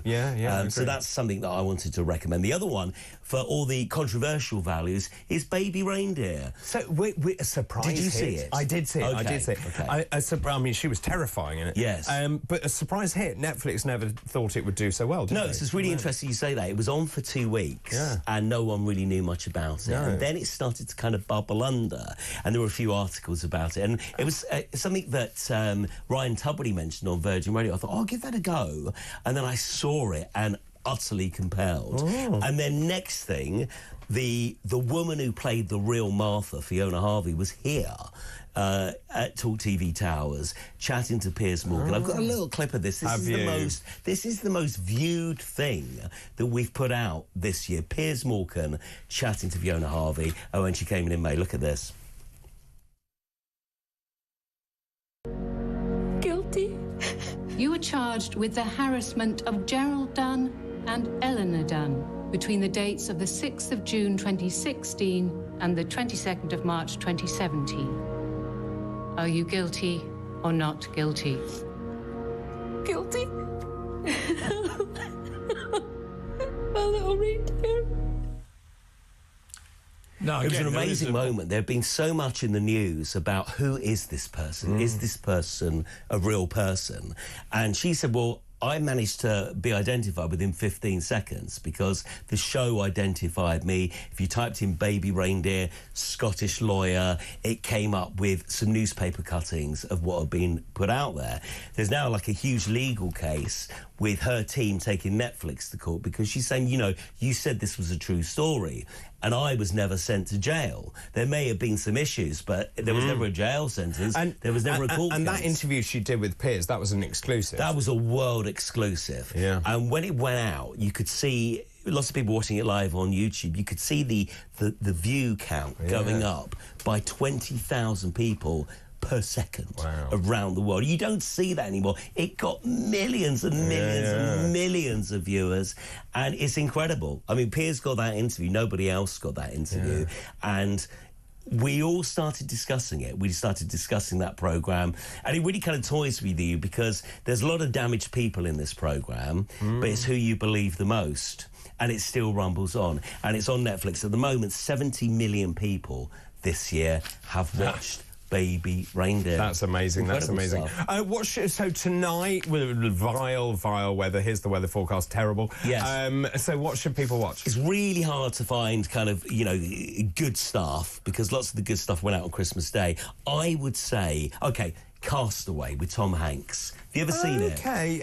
Tom Hanks marooned on an not island. entirely sure I have, but- It's so good. I mean, Okay. basically, it's just him in the movie and the ball, the Wilson, you know, the American football, and it's incredible. Okay. It's compelling. The director took himself to a deserted island just to get a bit of experience in order to make this. Wow. The ball was auctioned in America for $20,000, and it's an incredible watch. It's a Tom Hanks movie, at Tom Hanks being the very, very best. Yes, I Because would. you love him, you believe him. He's a national institution. We were isn't he? talking about that earlier because, of course, we forget that he had that comedy start and the Money Pit and all those movies. Yeah. And I was just laughing about my Christmas nightmares are a bit like the Money Pit. That's extraordinary. Also, that's great. Okay, what else? We also got Maggie Smith. They're looking at people we've It's lost her over the birthday year. today. Is it really? Yes. Okay, so there's a big Maggie Smith of the BBC documentary. Goes out on BBC Two tonight from 8:25. Some great bits about her. I mean, she loved the stage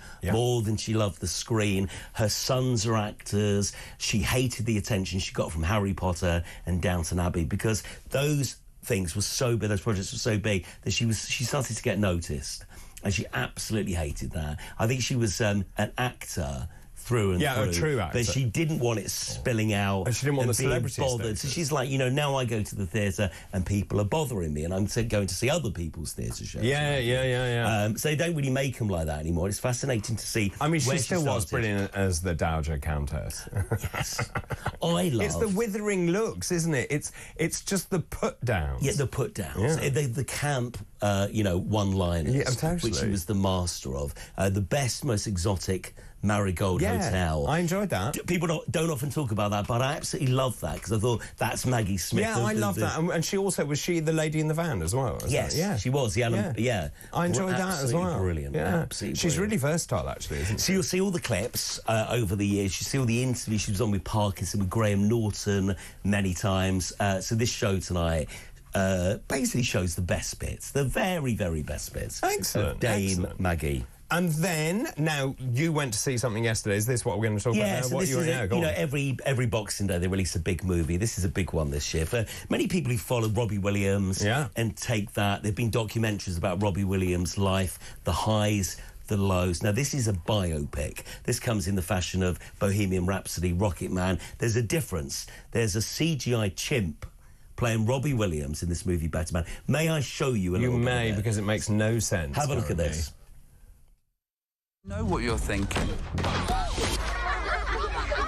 What's with the monkey? I'm Robbie Williams. I'm one of the biggest pop stars in the world. But I've always seen myself a little less evolved.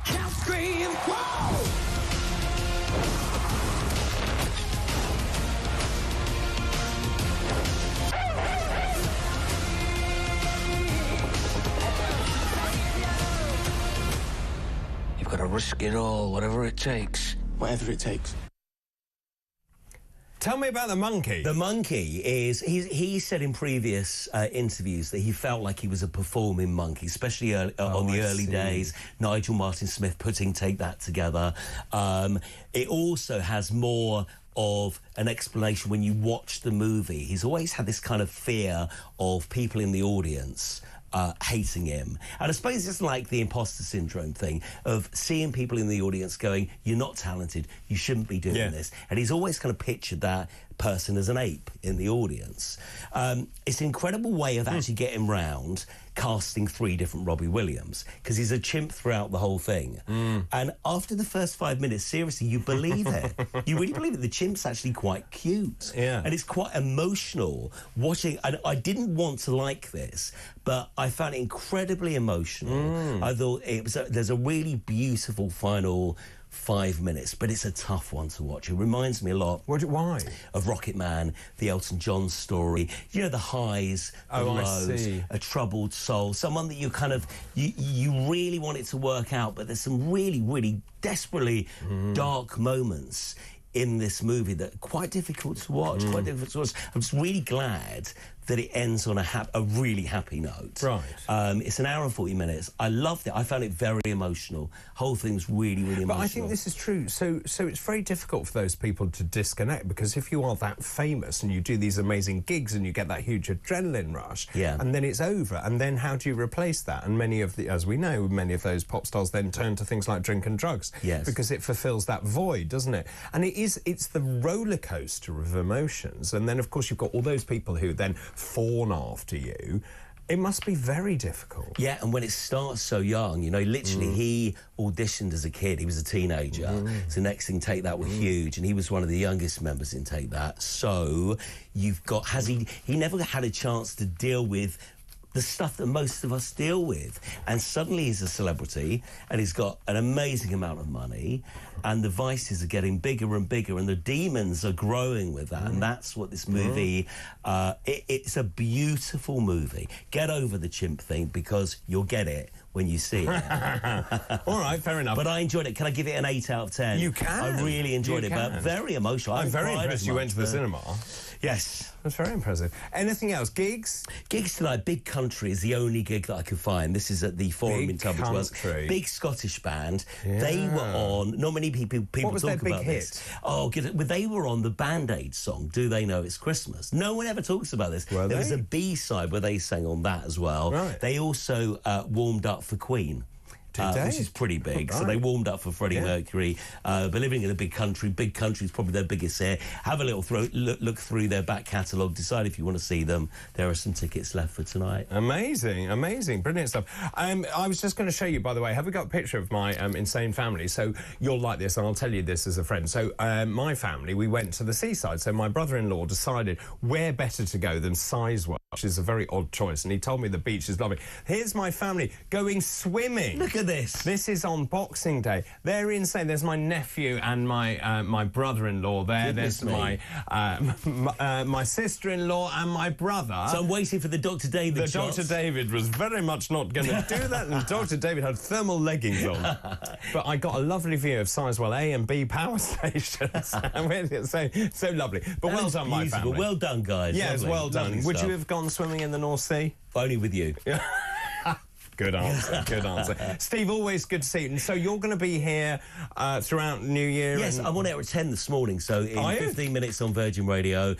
New Year's Eve, Denya's Big Bash on Virgin Radio good from 10 discs p.m. today? Amazing discs. They are off the chart good. Excellent. I shall listen. Great to see you. Happy New Year. Yeah, Happy New Year to you. Always good to see you, Steve. Thanks ever so much for coming in. We'll take a break now. After the break, I'm going to take your calls, thoughts, messages. I'm asking this morning, has the Conservative Party got this wrong? Is Kemi Badenoch the right person? She's fallen into this trap that was set by Nigel Farage, of course, saying, well, you haven't got that many members, it's all automated. It now transpires that it isn't automated. It comes off the back of Nation Builder. That has been shown by Zia Youssef, who's the chairman of Reform UK, to various media outlets. So Kemi Badenoch now in a really difficult position. Does she apologise? She says she's working on policy, but as I said, there's a void, and the void has been filled by Reform UK. And so she's in a bind. Let me know your thoughts on that, please. 0344 499 1000. Those calls charged at the national rate. Text the word talk in your message to 87222. You can message us on X at talkTV. Alternatively, you can also tell me how your Christmas went. The time, 9:46. This is Weekend Breakfast. Good morning.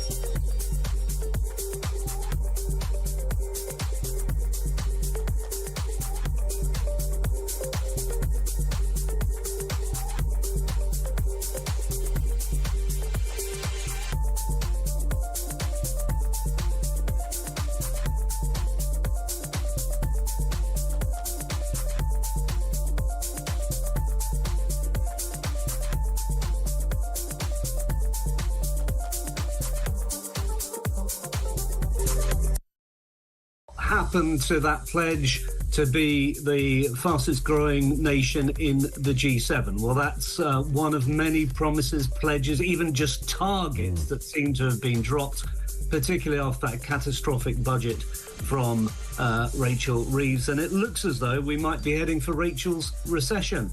They all talked about Rishi's recession a year ago. Well, if you use that kind of language, it's going to come back and haunt you. So Rachel's recession, I'm afraid it will have to be labelled that.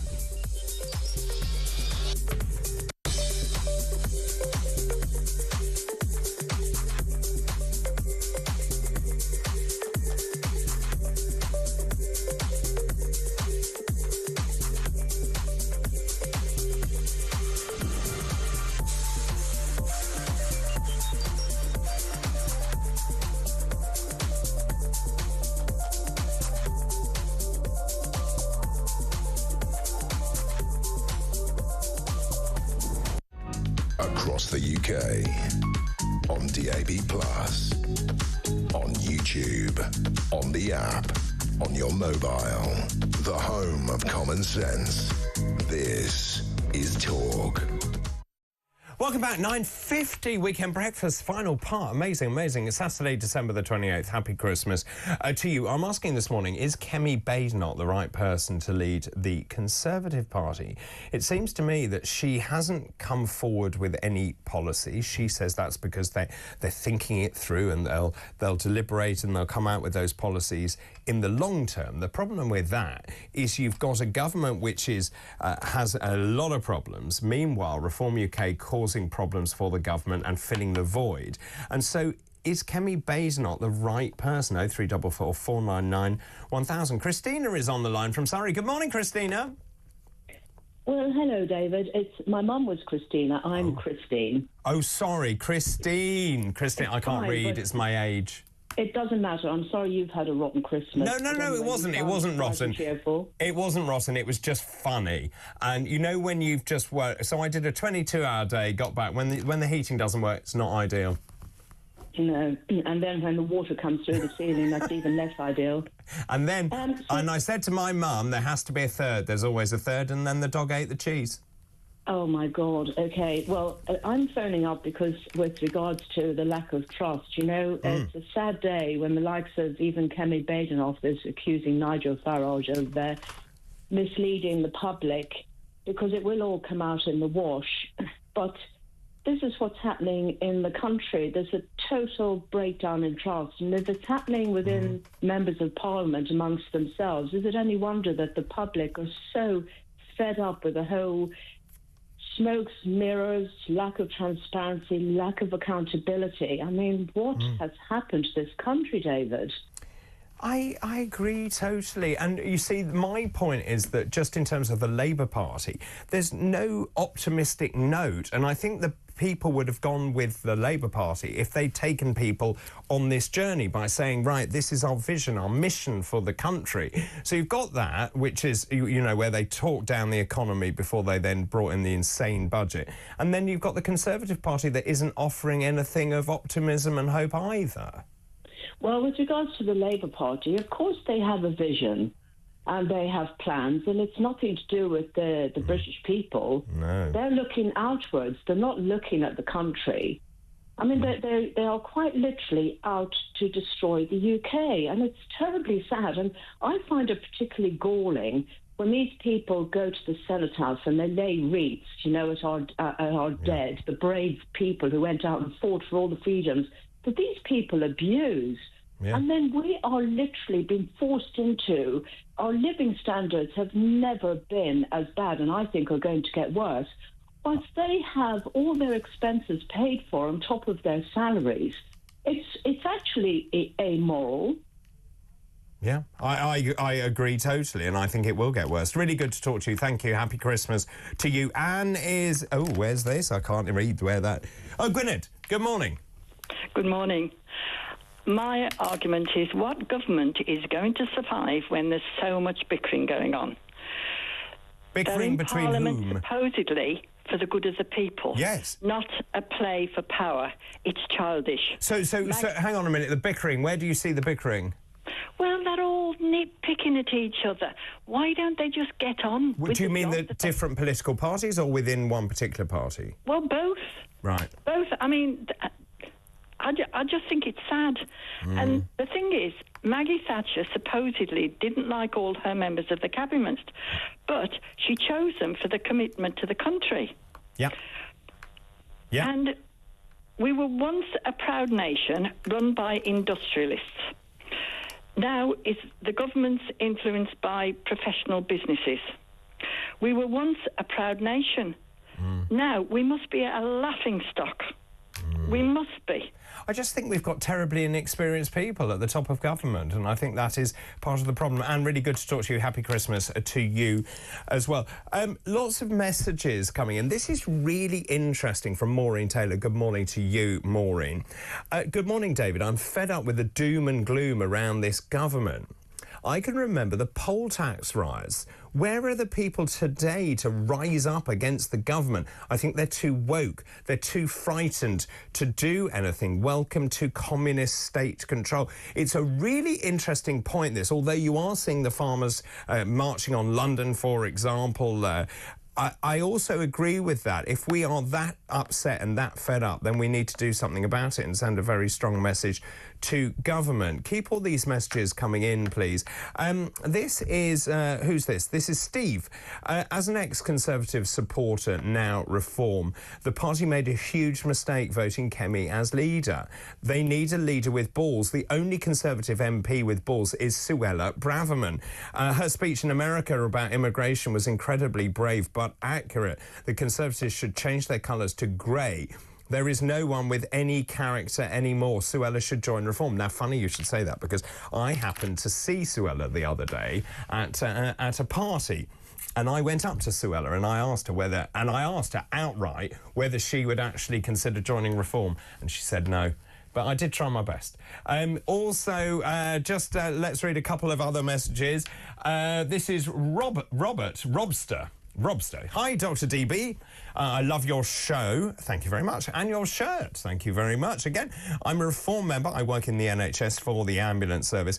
I promise you, even though Sir Keir may give me a pay rise, he will never get my vote. And that is the same and is true of many of my colleagues. Happy New Year. That's from Robster. Happy New Year to you, Robster. Also, just very quickly, have we got the postbox toppers that I can show you, the festive ones? If not, I will show you. Oh, we have got them? Let me just show you these. Gerald Austin has sent me in some other fabulous postbox toppers. If we've got those on the go. He said, there we go. Lots of amazingly creative people around the country, as you can see, adorning the tops of post boxes. As you can see, amazing craft, celebrating Christmas. Christmas wouldn't be complete without a spot of Christo. Thank you. Good morning. Morning. How are you? Did you get my Christmas card? I did. I nearly fell over. Why? No, it was lovely, thank you. It was a bit political. Yeah, well, we make one up every year. Well, I gathered. You've made the list. I made the list. That's You've first made time, the list. Year. You're on a knife edge. Of course I am. So it's really funny. I looked at it and I was like, I think I'd had a couple of sherries by then, and I opened it and I was like, wow, that's really political. Oh, yeah, it's very creative. So I come up with it every year. We Photoshop it. We put my faces on it, my dog's faces on it, and whomever else is. And most of the whatever big story. But you had the cabinet, didn't you, and the birth of baby Jesus? At Reeves. Because Rachel Reeves was being born. That's right, it was Rachel Reeves. Born, yes. And also, and so if anyone doesn't know, I should have brought in a photo of it. You should have done. It's a chancellor, and there's someone else, and then I say, I thought she worked in customer service. Rachel from accounts, yeah, Rachel from accounts. Very good. You look like you've had a bath or something. What's going on? Yeah, well, I thought I should just have that. It's Christmas once a year, the annual bath. We're going to be talking about air passenger duty and our travel being a basket case, but are you prepared to pay more to go on holiday? Funny, there's nothing about eco being mentioned in air passenger duty going up so much, but I'm sure that's a part of this. Phil Redmond, who created Grange Hill, he said today that TV has become too fearful. TV used to be fearless. Right. And I wonder if that's one of the reasons Coronation Street did diabolically this year at Christmas. Didn't even make the top 10. And a lot of people are saying, so is TV too woke? I hate the term woke, but I wonder if it's appropriate here. And what can the Tories do